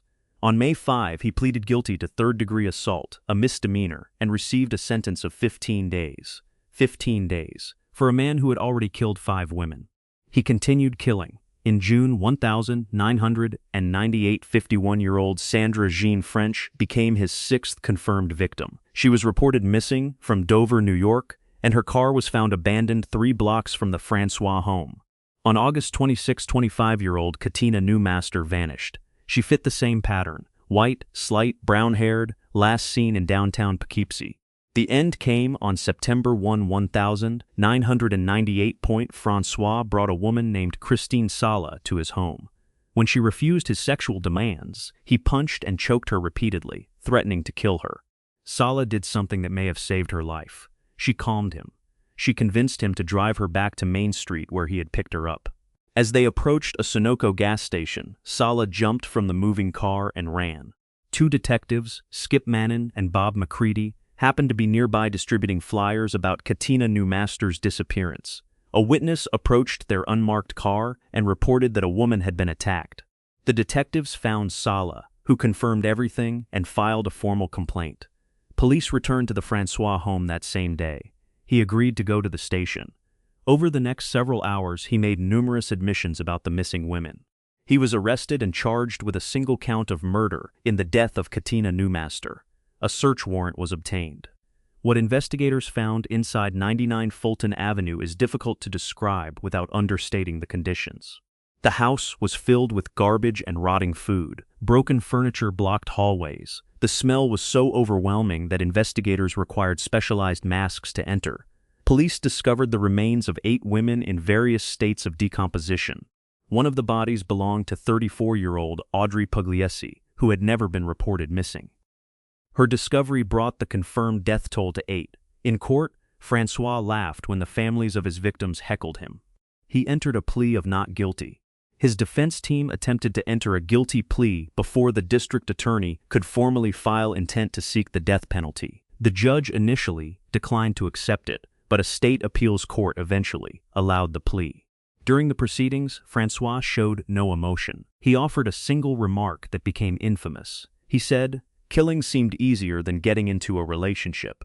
On August 7, 2000, Kendall Francois was sentenced to life in prison without the possibility of parole after pleading guilty to 8 counts of first-degree murder and 8 counts of second-degree murder. The plea agreement spared him from a potential death sentence. He was sent to Attica Correctional Facility. During his trial, it had been revealed that Francois was HIV positive. On September 11, 2014, at the age of 43, he died at Wende Correctional Facility from an AIDS-related illness. He never expressed remorse. He never explained how his parents, living in the same house, could have been unaware of the bodies decaying in their attic. That question remains the most unsettling element of the entire case. The house at 99 Fulton Avenue contained 8 dead women. It also contained a functioning family. Someone cooked meals. Someone watched television. Someone slept through the night. And the man responsible for all of it lived behind the thinnest mask imaginable, one made not of charm or intelligence or social skill, but of simple, terrible ordinariness. Number 13, André Rand. On Staten Island in the 1970s and 1980s, parents told their children a story. It was the kind of story every borough seemed to have, a local boogeyman, a shadow that moved through the trees of the Greenbelt and the grounds of abandoned institutions. The name they used was Cropsey. It was supposed to be fiction. It was not. The man behind the legend was born Frank Rostam Rushin on March 11, 1944 in New York City. His early life left few traces in public record.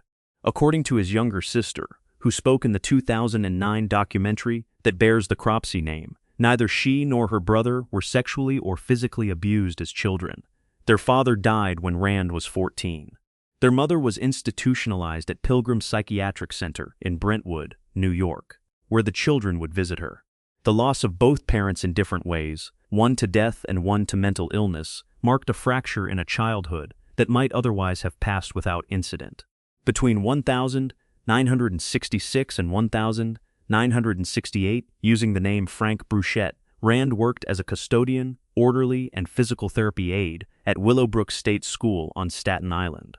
Willowbrook would later become one of the most infamous institutions in American history, after Geraldo Rivera's 1972 expose revealed the horrific conditions inside.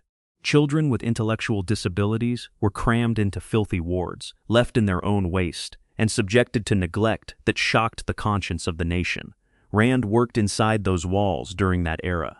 On May 5, 1969, Rand was arrested in the South Bronx for kidnapping and attempting to rape a 9-year-old girl. He had lured the child into his car and driven her to a vacant lot. He had removed her clothing and his own before a passing police car interrupted the crime. Charged with attempted rape, Rand pleaded guilty to sexual abuse and was sentenced to 4 years. He served 16 months, was paroled in January 1972, and legally changed his name to André Rand. The contrast between his public obscurity and the darkness of his documented actions was already visible. He logged 3 more arrests by the end of the decade for what were described as minor offenses, including burglary. In 1979, he was accused of raping both a young woman and a 15-year-old girl, but neither pressed charges. Then, in 1983, while employed as a school bus driver, Rand did something that baffled investigators. He picked up a group of 11 children from a Staten Island YMCA without the consent of any of their parents, bought them a meal, and drove them to Newark Liberty International Airport. None of the children were harmed. Rand was arrested and served 10 months for unlawful imprisonment. But the incident illuminated something deeply disturbing about his relationship with children, a compulsive desire to possess their trust, even briefly, for reasons that had nothing to do with their welfare. The disappearances of children on Staten Island during this period form a pattern that investigators would spend decades trying to understand. On July 7, 1972, 5-year-old Alice Pereira vanished near the Tysons Lane apartments. Rand had been working as a painter in that building at the time. On July 15, 1981, 7-year-old Holly Ann Hughes was last seen near Richmond Terrace. Witnesses placed Rand's green Volkswagen circling the area where she disappeared. Rand acknowledged playing hide-and-seek with Holly that day and giving her money to buy soap because she was filthy. He claimed to have left before she vanished. Witnesses said they saw Holly in his car. On August 14, 1983, 12 days after Rand was released from prison for the bus incident, 11-year-old Tyhees Jackson was last seen leaving a motel on Forest Avenue. Rand had a campsite at the Baron Hirsch Cemetery less than half a mile away. Jackson's mother reported seeing a man matching his description loitering in the motel parking lot. No charges were filed. The most significant case, the one that would eventually lead to prosecution, involved 12-year-old Jennifer Schweiger, a girl born with Down syndrome. On July 9, 1987, Jennifer was reported missing from Staten Island. Witnesses said they had seen her walking with Rand. A search of the area around the former Willowbrook State School grounds lasted 35 days before retired firefighter George Kramer noticed a disturbed patch of earth. Police excavated the site and found Jennifer's remains buried in a shallow grave. One of Rand's makeshift campsites was found nearby. Rand was charged with kidnapping and first-degree murder. At trial, the jury convicted him of kidnapping but could not reach a verdict on the murder charge. He was sentenced to 25 years to life. In 2004, Rand was tried again, this time for the 1981 kidnapping of Holly Ann Hughes.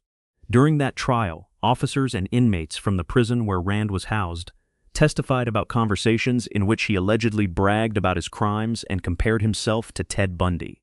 Holly Ann Hughes's mother identified Rand's voice as the same voice she heard during a disturbing extortion phone call made shortly after Alita Holly's disappearance, in which a man calling himself Sal demanded the mother perform sexual acts on camera in exchange for her daughter's return. Rand was convicted of the kidnapping and sentenced to another consecutive 25 years to life. He was never charged with murder in any of the cases due to insufficient physical evidence. He will become eligible for parole in 2037 when he will be 93 years old. The Cropsey legend predated André Rand, but after his conviction, the line between folklore and fact dissolved entirely. The story parents told their children about a shadowy figure lurking in the woods of Staten Island was no longer a campfire tale. It was a man with a name, a face, and a documented history of preying on the most vulnerable children he could find. The abandoned tunnels and overgrown grounds of the old Willowbrook campus, where so many children had already suffered, became the backdrop for crimes that the borough has never fully reckoned with. The bodies of several of the missing children have never been found. Their families live with that absence still. Number 14, Heriberto Seda. In the apartment he shared with his mother and half-sister in East New York, Brooklyn, Heriberto Seda kept a private world that nobody was invited to see. The walls were covered with astrological charts. He collected books about the occult, about death, about the movements of stars. He was unemployed, a high school dropout, a recluse who survived on coins stolen from pay phones and vending machines. To the outside world, he was invisible. But Seda did not want to be invisible. He wanted to be feared, and he chose a model for that fear that had been terrifying Americans for more than 20 years. Seda was born on July 31, 1967 in New York City. His early life was marked by isolation and dysfunction. He had been a reasonably capable student at one point, but his academic trajectory collapsed when he was expelled from high school for bringing a starting pistol to school. Rather than attend the mandatory counseling sessions required for readmission, he dropped out entirely. That decision sealed him inside a shrinking world. He had no job, no prospects, no social connections outside his family. He was supported financially by his mother. The psychological architecture that formed during those years would eventually manifest as something rare and disturbing, a copycat serial killer, modeled not loosely but deliberately on the original Zodiac killer who had terrorized the San Francisco Bay Area in the late 1960s. Seda did not merely admire the Zodiac. He studied him. He adopted his methods. He replicated his communication patterns. He believed that, like the original, he could evade capture indefinitely. The first shooting came on March 8, 1990. Mario Orozco, a Pisces, was shot in the back. The bullet lodged next to his spine. 3 weeks later, on March 29, Germain Montenistro, an Aries, was shot in the lower body. The bullet went through his liver. On May 31, Joseph Pros, a Gemini, was shot in his lower back. The bullet hit his kidney. He survived the initial attack but died in the hospital 24 days later. On June 19, Larry Parham, another Gemini, was shot in the chest. The bullet missed his aorta by a narrow margin and exited through his armpit. 4 shootings in 4 months. The victims appeared random.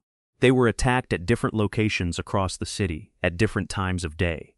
What connected them was something only the shooter understood. Between the attacks, Seda sent taunting messages to the police and to the New York media. The messages included cryptic codes based on international maritime signal flags. New York Post journalist Kieran Crowley decoded the cipher with the help of his father-in-law, a World War II veteran with experience in cryptography and signals intelligence. The letters claimed that Seda was selecting his victims based on their zodiac signs and that he would act only when specific stars were visible. Police consulted a professional astronomer whose predictions about when the killer might strike proved partially accurate. Seda used improvised firearms, zip guns assembled from hardware store materials. In his messages, he explained that the lack of rifling marks on the bullets would make ballistic matching impossible, preventing investigators from ever connecting him to the crimes. The contrast between Seda's grandiose self-image and his actual life could not have been sharper. He was a man who fancied himself an untouchable phantom. In reality, he was a 26-year-old living in his mother's apartment, subsisting on stolen change, unable to maintain a conversation with a stranger. The persona he built on paper, the fearsome Zodiac reborn, was an elaborate compensatory fantasy, the mask of a man with nothing else to show the world. After a 2-year gap, the killings resumed.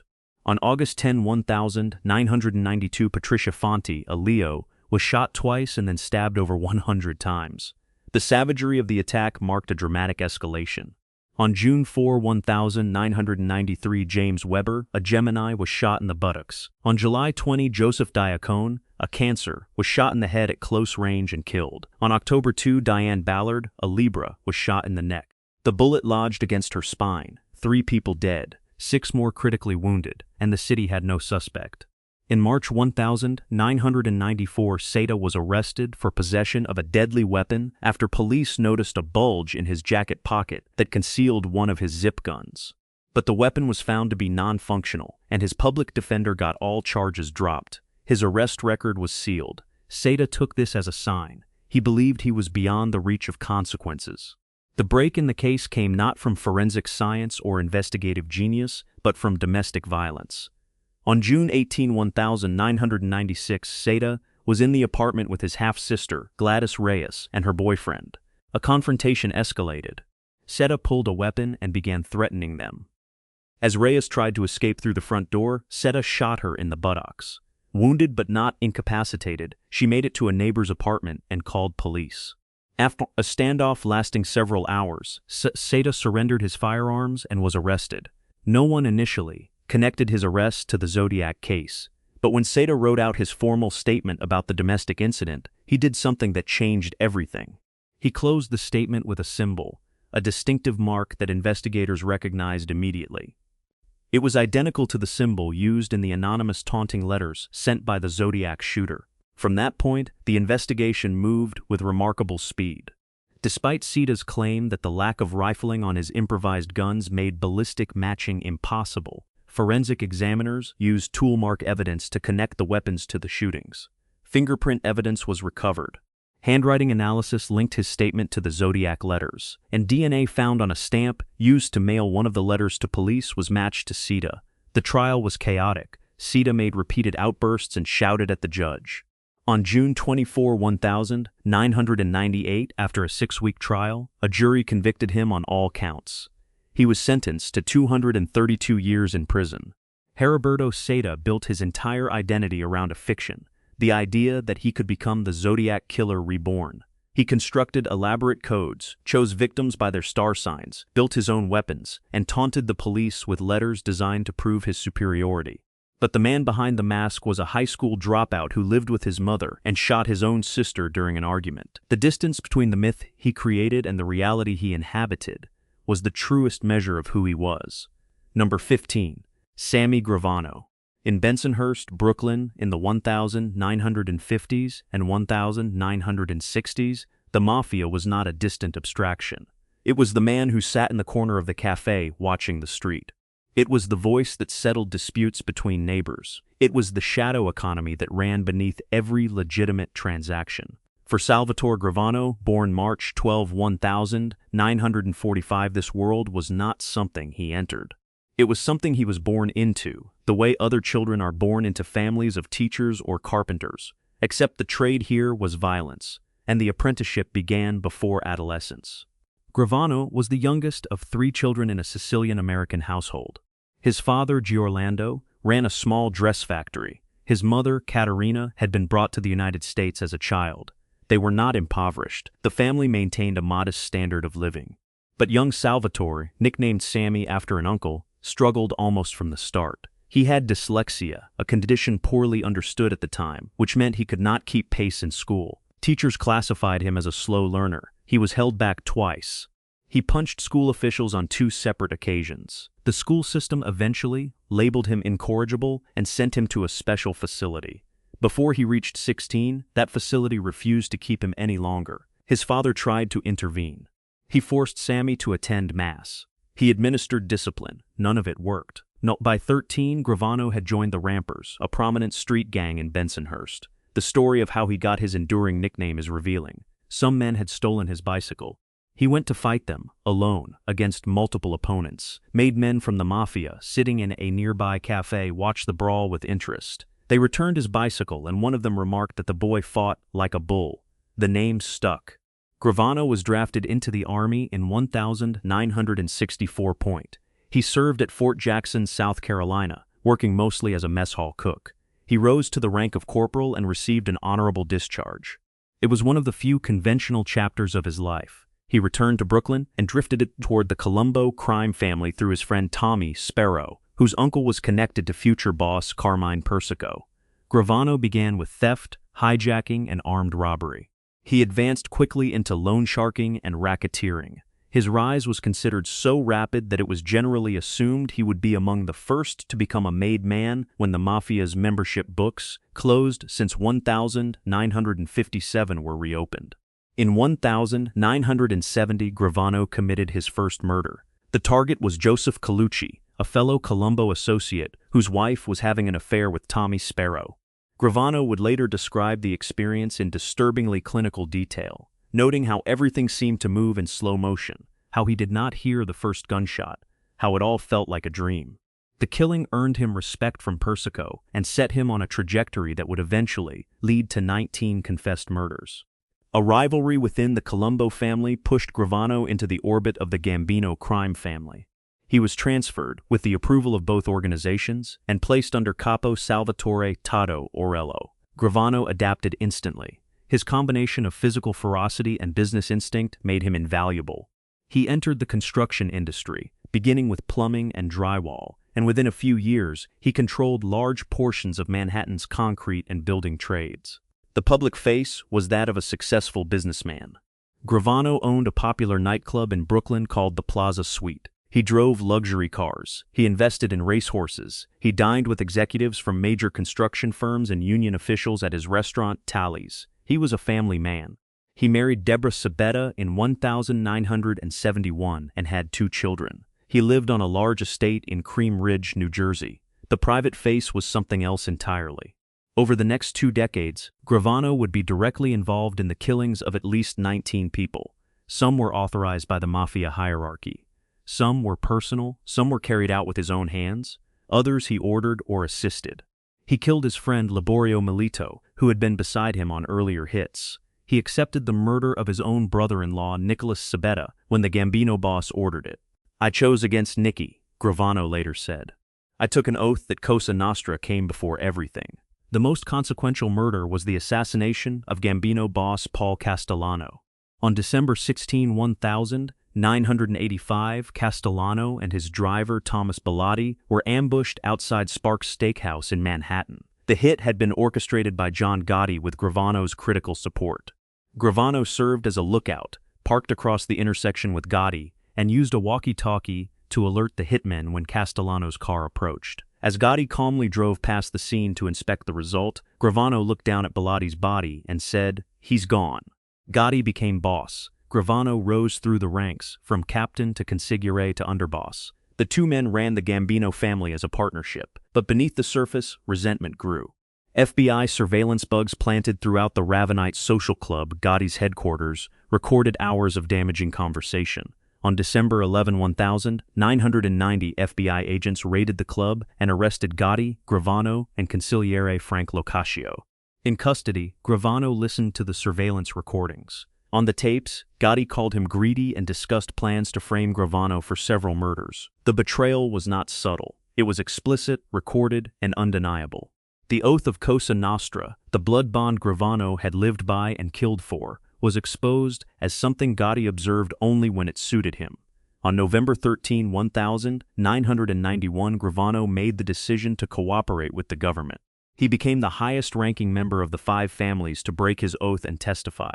On the stand, he described the Castellano assassination in full. He confessed to 19 murders. He implicated Gotti in 4 of them. Defense attorneys could not shake his testimony. On June 23, 1992, Gotti and Locascio were sentenced to life without parole. Gravano received a sentence of only 5 years, of which he had already served 4. The government credited his testimony with 37 convictions and 9 additional pending cases. Gravano entered the Witness Protection Program. He lasted 8 months before leaving and moving to Arizona under the name Jimmy Moran. He started a swimming pool company. He published a biography. He gave television interviews. And then he returned to crime. By the late 1990s, he was running a major ecstasy trafficking operation with his son, selling over 30,000 tablets and grossing $500,000 a week. In February 2000, Gravano and nearly 40 others, including his ex-wife and 2 children, were arrested on drug charges. He was sentenced to 20 years in New York and 19 years in Arizona to run concurrently. He was released in September 2017. The more ordinary he seemed at any given moment in his life, whether coaching his daughter's softball team or sitting at dinner with construction executives, the more disturbing the full picture becomes. Sammy Gravano's mask was never one of innocence. It was one of respectability. He was a businessman, a father, a community figure. He was also a man who killed 19 people and walked among the living as though none of it had happened. The oath he swore, the code he cited, the honor he claimed to live by, all of it was performance. When the tape recorder revealed the truth, even the mafia's own rules turned out to be fiction. Number 16, Robert Golub. The Tineys and Golub families lived on the same street in Valley Stream, Long Island, 5 houses apart. Their children had grown up in the same neighborhood, walked the same sidewalks, attended the same schools. On any given afternoon, you could see them pass each other on Horton Road without a second glance. That proximity, that ordinariness, was what made the events of March 3, 1989 so devastating. Robert Golub was 21 years old. He was a bodybuilder, physically imposing, consumed by weight training and physical appearance. By all outward measures, he was just another young man on the block, living at home with his parents and his brother John. He had no criminal record. He was not known for violence. He was, to the neighbors, simply one of the Golub boys. Kellyanne Tineys was 13. She was a student, a babysitter, a kid who still had her whole life in front of her.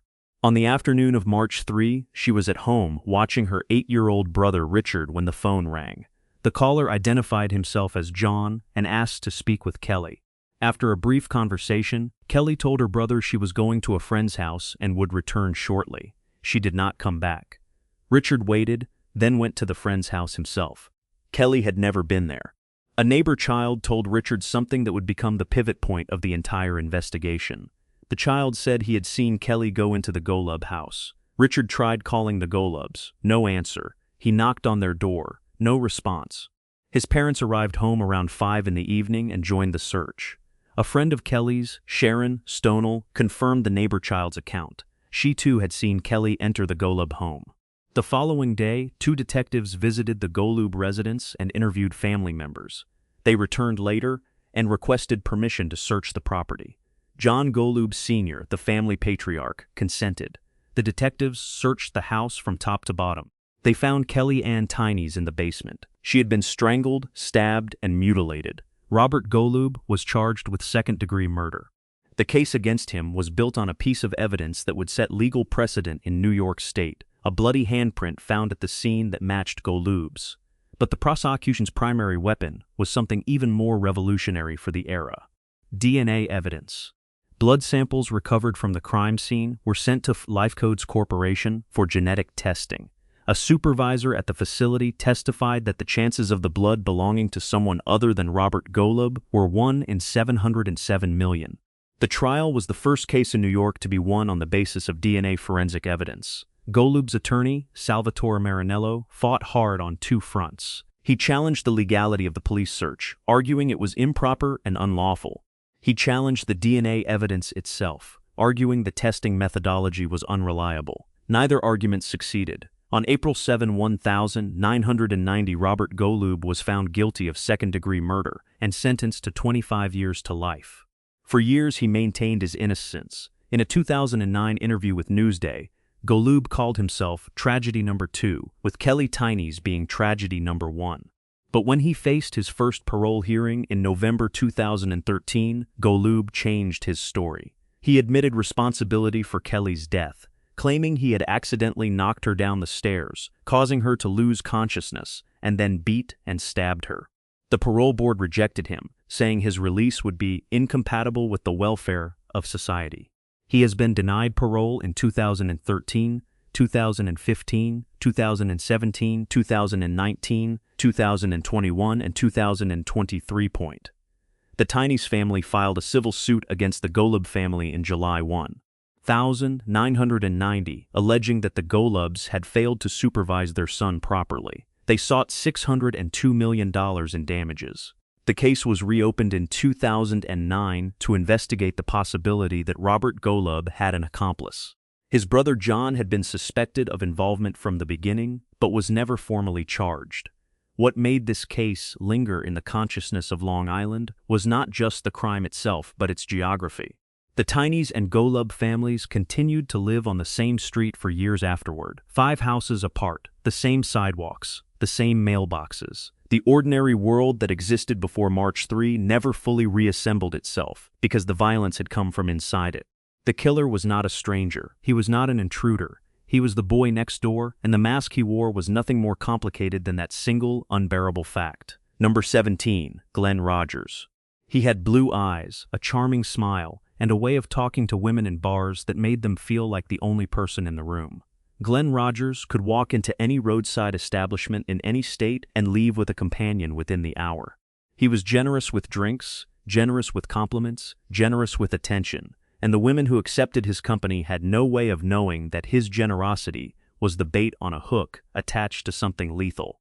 Rogers was born on July 15, 1962 in Hamilton, Ohio, one of 7 children in a working-class family. His father, Claude, was a hydro pulp operator at the local Champion Paper Company. His mother, Edna, raised the children.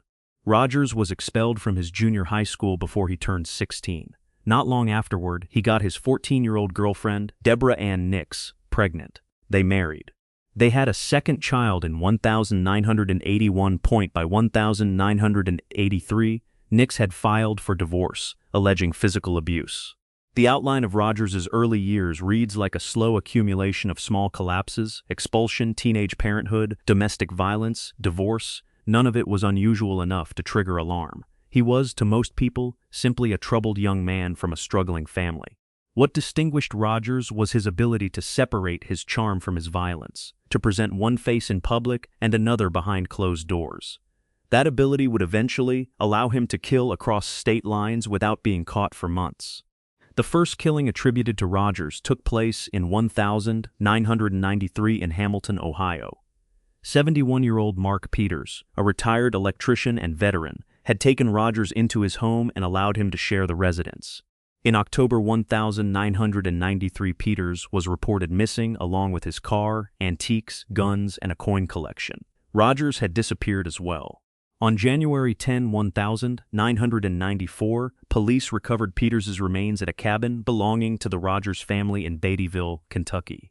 The body was bound to a chair and hidden beneath a pile of furniture. Rogers's brother Clay reportedly led police to the cabin. Rogers moved to California. He surfaced in the Van Nuys neighborhood of Los Angeles, where he frequented bars and cultivated the social identity that would later earn him the name the Casanova Killer. On September 28, 1995, 33-year-old Sandra Gallagher was seen meeting Rogers at McRed's bar in Van Nuys. The next day, her badly burned body was found in her truck near Rogers's apartment. She had been strangled. After Gallagher's death, Rogers fled southeast, moving through Mississippi, Florida, and Louisiana like a man following the weather. In each state, a woman died. In Mississippi, 34-year-old Linda Price met Rogers at a beer tent at the state fair in the fall of 1995. They briefly shared an apartment in Jackson. The last time Price's sister Kathy Carroll saw her alive was the night before Halloween. When Carroll went to Price's apartment the following day to take grandchildren trick-or-treating, Price did not answer the door. Rogers appeared to have left. Price was later found dead in a bathtub. In Florida on November 5, 1995, Tina Marie Cribbs was seen leaving the Showtown bar in Gibsonton with Rogers. A bartender told police that Rogers had bought drinks for Cribbs and her friends, then asked Cribbs for a ride. 2 days later, a member of the cleaning staff at the Tampa 8 Inn discovered Cribbs's body in a bathtub. She had been stabbed in the chest and the buttocks. A motel clerk reported that Rogers had paid for an extra night and asked that his room not be cleaned. Cribbs's wallet was found at a rest area in northern Florida. Fingerprints lifted from the wallet and the motel room matched Rogers. In Louisiana, Andy Giles Sutton, a known acquaintance of Rogers, was found slashed to death on a punctured waterbed in her apartment in Bossier City on November 9. On November 13, 1995. Kentucky State Police Detective Bob Stevens spotted a man driving Tina Marie Cribbs's stolen car. What followed was a 13-mile chase through Waco, Kentucky. Trooper Ed Robinson fired a shotgun blast that hit the rear tires but failed to stop the vehicle. Sergeant Joey Barnes rammed his patrol car into the stolen car, sending Rogers into a ditch. He was surrounded and arrested. A local television crew filmed the entire pursuit. After his arrest, Rogers initially told police he had committed nearly 70 murders. He later claimed he was joking and had not committed any murders at all. Both statements were lies of different kinds. Rogers was convicted of first-degree murder in Florida in July 1997 for the killing of Tina Marie Cribbs and sentenced to death. In June 1999, he was convicted of first-degree murder in California for the killing of Sandra Gallagher and again sentenced to death. He was incarcerated on death row at Union Correctional Institution in Rayford, Florida, for nearly 30 years. In 2012, a documentary titled My Brother, the Serial Killer examined claims made by Rogers and his brother Clay that Rogers had been involved in the murders of Nicole Brown Simpson and Ron Goldman. The LAPD dismissed the claims, and Ron Goldman's father stated publicly that the overwhelming evidence proved that one, and only one, person murdered Nicole Brown Simpson and Ronald Goldman. On April 15, 2025, Florida Governor Ron DeSantis signed a death warrant for Rogers. His attorneys filed appeals arguing that childhood sexual abuse should have been considered during sentencing and raising concerns about the lethal injection protocol. All appeals were denied. On May 15, 2025, at the age of 62, Glen Rogers was executed by lethal injection at Florida State Prison. His last meal was pizza, chocolate cake, and soda. In his final statement, he addressed the families of his victims and President Donald Trump, saying, "I know there's a lot of questions that you need answers to. I promise you in the near future the questions will be answered, and I hope in some way will bring you closure." The sister of Sandra Gallagher said she could finally rest, having waited nearly 30 years for the sentence to be carried out. The sister of Linda Price said the execution brought closure, but that Rogers' death appeared too peaceful.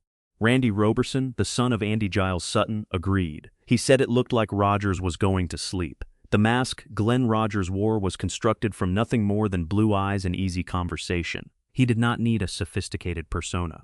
He did not need wealth, status, or intellectual pretense. All he needed was the willingness to perform intimacy long enough for a woman to trust him. The moment that trust was given, it became a death sentence. And the ease with which he moved from state to state, from bar to bar, from face to face, revealed something deeply unsettling about the gaps in the systems designed to protect people. He used his real name. He drove the cars of his victims. He was not hiding. He simply counted on the fact that no one was looking closely enough. Number 18. Lemuel Smith. By the time Lemuel Smith killed a corrections officer inside a maximum security prison, he had already been convicted of murdering 5 people. He was supposed to be one of the most closely monitored inmates in New York State. The killing of Donna Payant exposed not just the monster who committed it, but the system that allowed it to happen. Smith was born on July 23, 1941 in Amsterdam, New York, a small industrial city in the Mohawk Valley. He was raised in what has been described as a deeply religious household. During later legal proceedings, when his attorneys pursued an insanity defense, Smith claimed that at the age of 11, he had nearly smothered a 9-year-old girl to death. That claim was never substantiated, but the suggestion of violence surfacing in childhood would be consistent with the trajectory that followed. On January 21, 1958, 46-year-old Dorothy Waterstreet was robbed and beaten to death near Smith's neighborhood in Amsterdam. Evidence pointed toward the 16-year-old Smith, but the case collapsed when the district attorney moved too hastily to extract a confession. Smith was not charged. Under continuing pressure from Amsterdam police, Smith relocated to Baltimore, Maryland, that summer.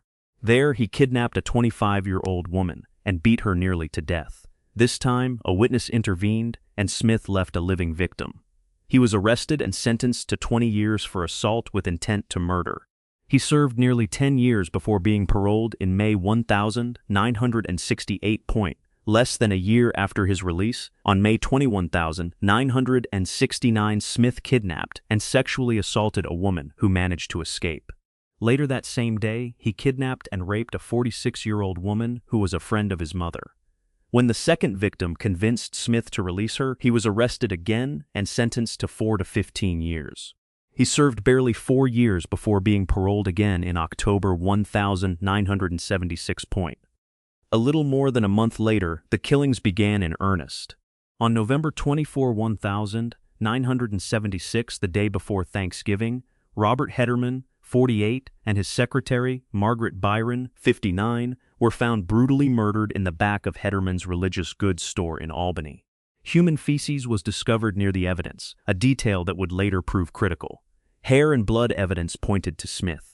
On December 23, 1976, 24-year-old Joan Richburg was raped, murdered, and mutilated in her car at Colony Center Mall in Colony, New York. The pattern of brutality and additional hair evidence made Smith the prime suspect. On January 10, 1977, a large man tried to lure a 22-year-old woman out of a gift shop in Albany. When she resisted, he seized her 60-year-old grandmother and threatened to kill her. When help arrived, he threw the older woman to the ground, breaking her hand. Years later, the grandmother would see a photograph of Smith in the newspaper and identify him as her attacker. On July 22, 1977, 30-year-old Marilee Wilson was found strangled and mutilated near train tracks in downtown Schenectady. The post-mortem injuries were among the worst investigators in the region had ever documented. Smith was known to frequent the area where Wilson was last seen alive. On August 19, 1977, 18-year-old Marianne Maggio was kidnapped and raped by Smith. When he forced her to drive toward Albany afterward, police stopped the vehicle and arrested him without incident. What followed was a series of investigative breakthroughs that demonstrated extraordinary forensic ingenuity. New York State Police Lieutenant Don Pinto examined photographs of Marilee Wilson and noticed that a mark on her nose might be a bite mark. Her body was exhumed, and the bite impression was positively matched to Smith's dental pattern. In late October 1977, police conducted an unusual experiment. Smith and 4 other men were placed behind 5 screens at one end of Bleecker Stadium in Albany. At the opposite end, a police dog was given the scent of the feces-stained clothing recovered from the Hederman store murders. The dog crossed the entire stadium directly to Smith. The men were rearranged out of the dog's sight, and the experiment was repeated. Same result. A third trial produced the same outcome. On March 5, 1978, confronted with the bite mark evidence, Smith confessed to 5 murders, including the 2-decade-old killing of Dorothy Waterstreet. He gave the confession under the condition it be kept secret, but police were permitted to pursue leads based on its content. Smith was convicted of multiple murders. The double murder at Hederman's store produced a sentence of 50 years to life. Additional convictions for kidnapping and rape added decades more. He was sent to Greenhaven Correctional Facility, a maximum security prison, with no realistic possibility of ever being released. And then, on May 15, 1981, Corrections Officer Donna Payant received a phone call during her shift at Greenhaven. She told her co-worker she needed to take care of a problem and left. She did not return. When her absence was noticed at the end of the shift, hundreds of corrections officers searched the entire prison grounds throughout the night and into the following morning. Trash dumpsters were emptied into a garbage truck, which 2 senior officers escorted to a dump site 20 miles away. When the garbage was spread out, they found Donna Payant's mutilated body. It was the first time in American history that a female corrections officer had been killed on duty inside a prison. More than 5,000 officers attended her funeral. New York Governor Hugh Carey vowed a swift response. The same forensic examiner who had identified bite marks on Marilee Wilson was called to examine Payant's body. He recognized the marks immediately. Smith was charged with her murder on June 6, 1981. Under New York law at the time, the killing of a corrections officer by a prisoner already serving a life sentence carried a mandatory death sentence. High-profile attorneys William Kunstler and C. Vernon Mason joined Smith's defense.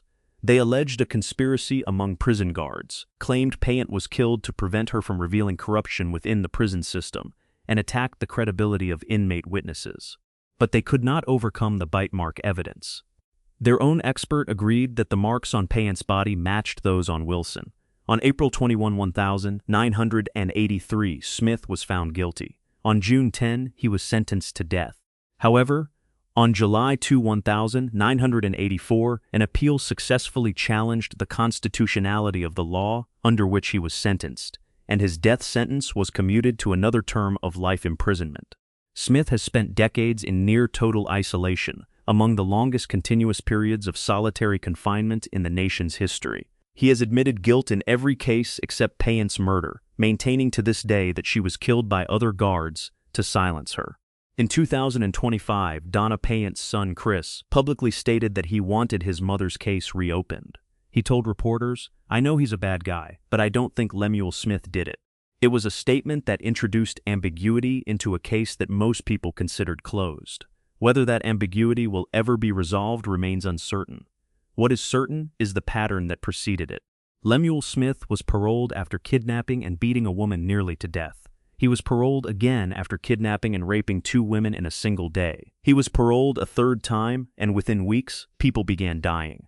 The system that was supposed to contain him failed at every stage, and when he was finally placed behind the highest walls the state could offer, he killed again. The mask Smith wore was not a social performance. It was the appearance of a man who had been neutralized, a prisoner under control. That mask was the most dangerous one of all. Number 19, David Sweat. On the morning of June 6, 2015, when guards at Clinton Correctional Facility in Dannemora, New York, performed the 5:30 a.m. bed check, 2 cells in the honor block were empty. The beds had been stuffed with decoys. The wall behind each cell had been cut open. The men who belonged in those cells had vanished into a network of utility corridors, steam pipes, and sewer tunnels beneath the prison. On the cut pipe through which they had escaped, someone had left a note. It read, "Have a nice day." The person who orchestrated the escape was David Paul Sweat. Sweat was born on June 14, 1980, and raised in the Binghamton metropolitan area of upstate New York by his single mother, Pamela Sweat. His childhood was shaped by instability, violence, and neglect. He was eventually sent to Florida to live with an uncle, where he stole and wrecked his aunt's car. He wound up in foster care. By his late teens, he and his cousin Jeffrey Nabinger were sporadically homeless, holding short-lived jobs and dealing marijuana. Sweat was known for one distinctive trait even then. He planned things elaborately. He and Nabinger would map out burglaries with unusual precision, and they were arrested several times in the late 1990s and sent to prison for their crimes. That meticulousness made the crime that sent Sweat to prison for life all the more chilling. In the early morning hours of July 4, 2002, Sweat, Nabinger, and a third accomplice named Sean Duvall burglarized a gun store in Great Bend, Pennsylvania, to steal firearms. After crossing back into New York, they were spotted by Kevin Tarzia, a 36-year-old Broome County Sheriff's deputy, while transferring stolen guns between vehicles in a parking lot. What followed was not a panicked flight. Sweat opened fire on Tarzia, hitting him multiple times. Then he ran Tarzia over with a car. Tarzia was still alive when Nabinger stepped forward and shot him twice more in the face. Deputy Tarzia had served 13 years in law enforcement. He was killed at the age of 36, leaving behind a family and a department that would carry his absence forward for decades. Sweat and Nabinger were arrested days later. Both pleaded guilty to first-degree murder to avoid the possibility of capital punishment. Sweat received life without parole. He was sent to Clinton Correctional Facility, the fortress-like maximum security prison in the far north of New York State, near the Canadian border. It was there that the man who meticulously planned burglaries as a teenager began planning the most audacious prison escape in modern New York history. Clinton Correctional, known locally as Dannemora, was built in 1845 and had a reputation as one of the most secure facilities in the state. Sweat and his fellow inmate Richard Matt, a convicted murderer serving 25 years to life, were housed in Honor Block, a privileged unit that afforded inmates access to cooking stations, televisions, telephones, and recreation areas. The relative freedom of Honor Block provided the conditions Sweat needed to execute his plan. Over a period of months, Sweat and Matt obtained tools from contractors working in the facility and used them to cut through the steel walls at the backs of their cells. Each night, they would enter the utility corridors behind the cell block, navigate a labyrinth of pipes and tunnels, and work toward the perimeter. They cut through a steam pipe large enough to crawl through, followed it to a junction that connected to the city sewer system, and identified a manhole approximately 500 feet outside the prison wall. 2 prison employees facilitated the escape. Joyce Mitchell, a civilian worker in the prison's tailor shop, provided hacksaw blades, chisels, and other tools. Gene Palmer, a corrections officer, smuggled items into the prison in exchange for paintings by Richard Matt. Mitchell had also agreed to serve as the getaway driver. According to investigators, Matt had discussed with her a plan to murder her husband Lyle after the escape. Mitchell reportedly backed out at the last moment due to guilt and was hospitalized with chest pains on the night the escape took place. Without a getaway car, Sweat and Matt emerged from the manhole into the darkness of Dannemora with no plan B. They fled on foot into the dense wilderness of the Adirondacks. The manhunt that followed was one of the largest in New York history. Over 800 law enforcement officers were deployed, including personnel from the FBI, U.S. Marshals Service, Customs and Border Protection, the ATF, the New York State Police, and the Forest Rangers. Governor Andrew Cuomo toured the prison with media present. A combined bounty of $150,000 was placed on the 2 men. Billboards went up across New York, New Jersey, Massachusetts, Vermont, Pennsylvania, and along the Canadian border. For 22 days, the escapees moved through forests, broke into hunting cabins, and survived on whatever food they could find. Investigators later discovered that Matt had become ill, likely from consuming spoiled food or contaminated water. According to Sweat's later statements, the 2 men had practiced the escape once before actually executing it, and had nearly been discovered twice during the manhunt. During the first near miss, they were hiding in a cabin when 3 people arrived to check on it, debated whether to stay, and then left. On the second occasion, Sweat was hiding in a hunting tree stand while a police officer passed directly below. On June 23, Sweat said he and Matt separated. Matt had become unfocused, reckless, and was slowing him down. 3 days later, on June 26, Matt was spotted in Franklin County after he fired a stolen shotgun at the driver of a passing recreational vehicle. In the ensuing confrontation, U.S. Border Patrol agent Chris Voss, a former Army Ranger, shot and killed Matt with 3 gunshots to the head. An autopsy revealed Matt's blood alcohol level was 0.18%. 2 days after that, on June 28, New York State, Trooper Sergeant Jay Cook was driving along a road near Constable, New York, roughly 16 miles north of where Matt had been killed and only a mile and a half from the Canadian border. He passed a man walking along the road. Something about the figure registered, and Cook turned his vehicle around. As he approached, David Sweat began running across an open hay field toward a tree line. Cook, a firearms instructor, gave chase on foot. When it became clear Sweat might reach the trees, Cook fired 2 rounds from his service pistol at a distance of 73 yards. Both shots hit Sweat, one in the right shoulder and one in the left arm. He went down. Sweat was transported to a hospital in critical condition, which was later upgraded to fair. He was moved to the Special Housing Unit at 5 Points Correctional Facility. Sweat pleaded guilty to 2 felony counts of first-degree escape and 1 count of promoting prison contraband. He was sentenced to 3.5 to 7 years, to be served consecutively with his existing life sentence. He was also ordered to pay nearly $80,000 in restitution. Joyce Mitchell pleaded guilty and received 2 1/3 to 7 years.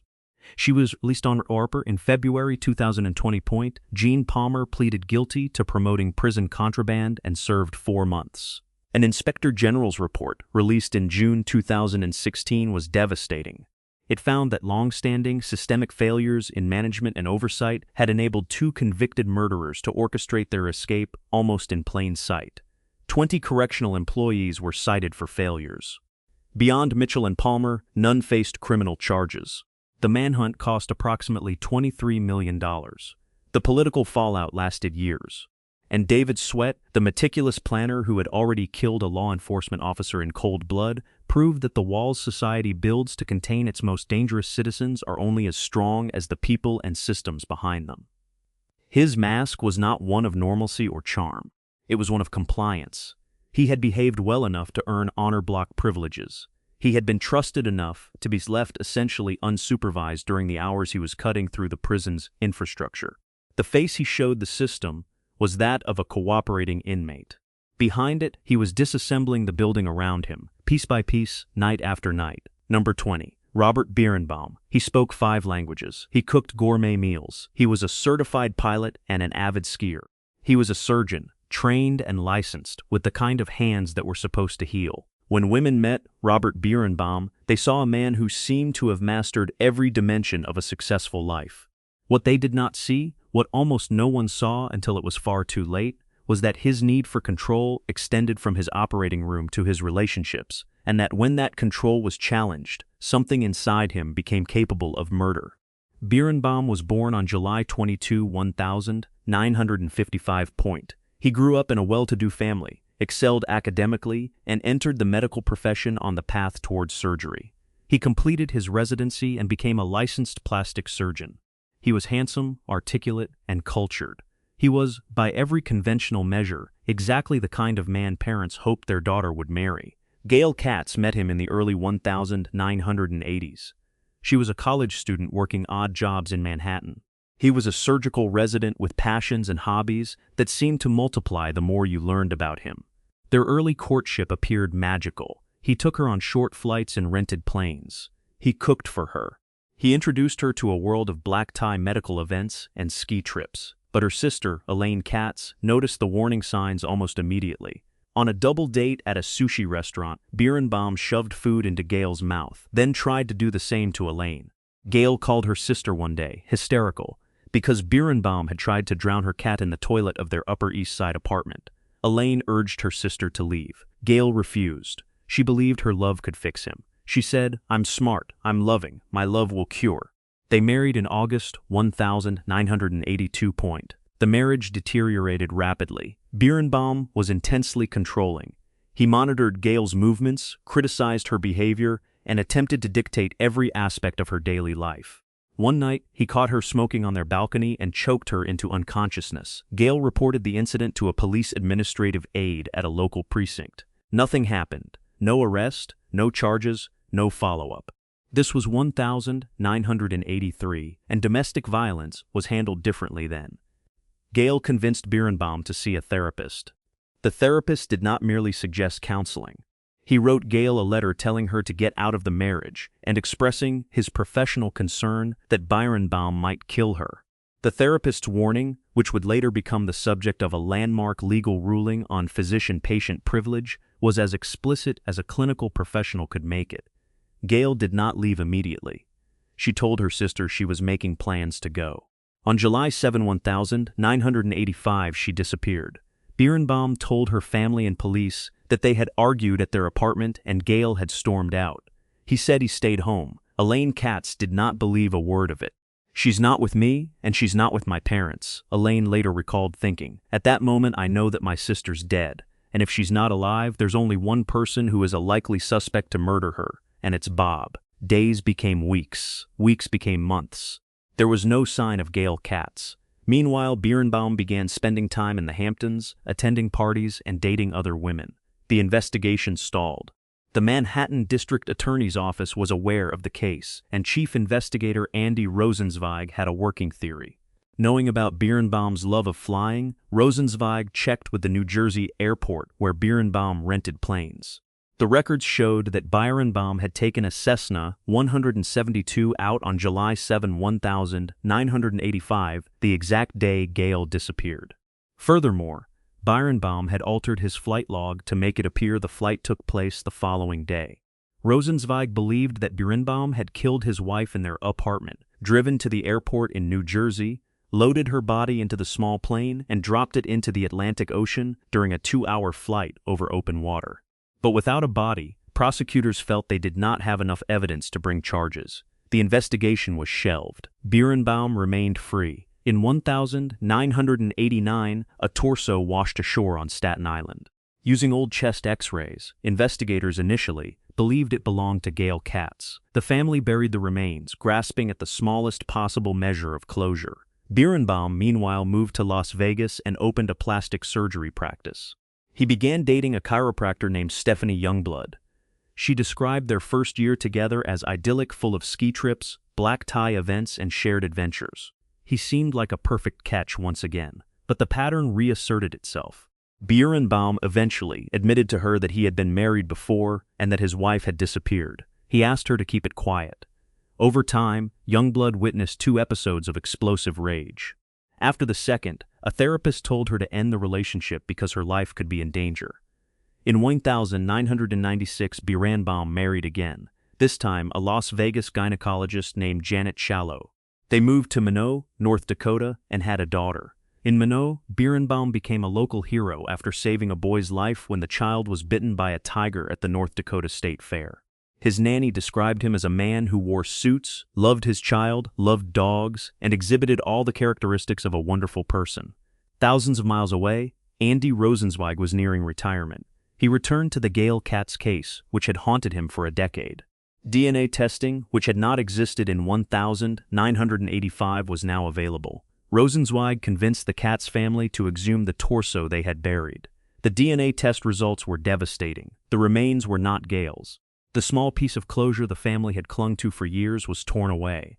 But Rosenzweig did not stop. Investigators re-interviewed everyone connected to the case.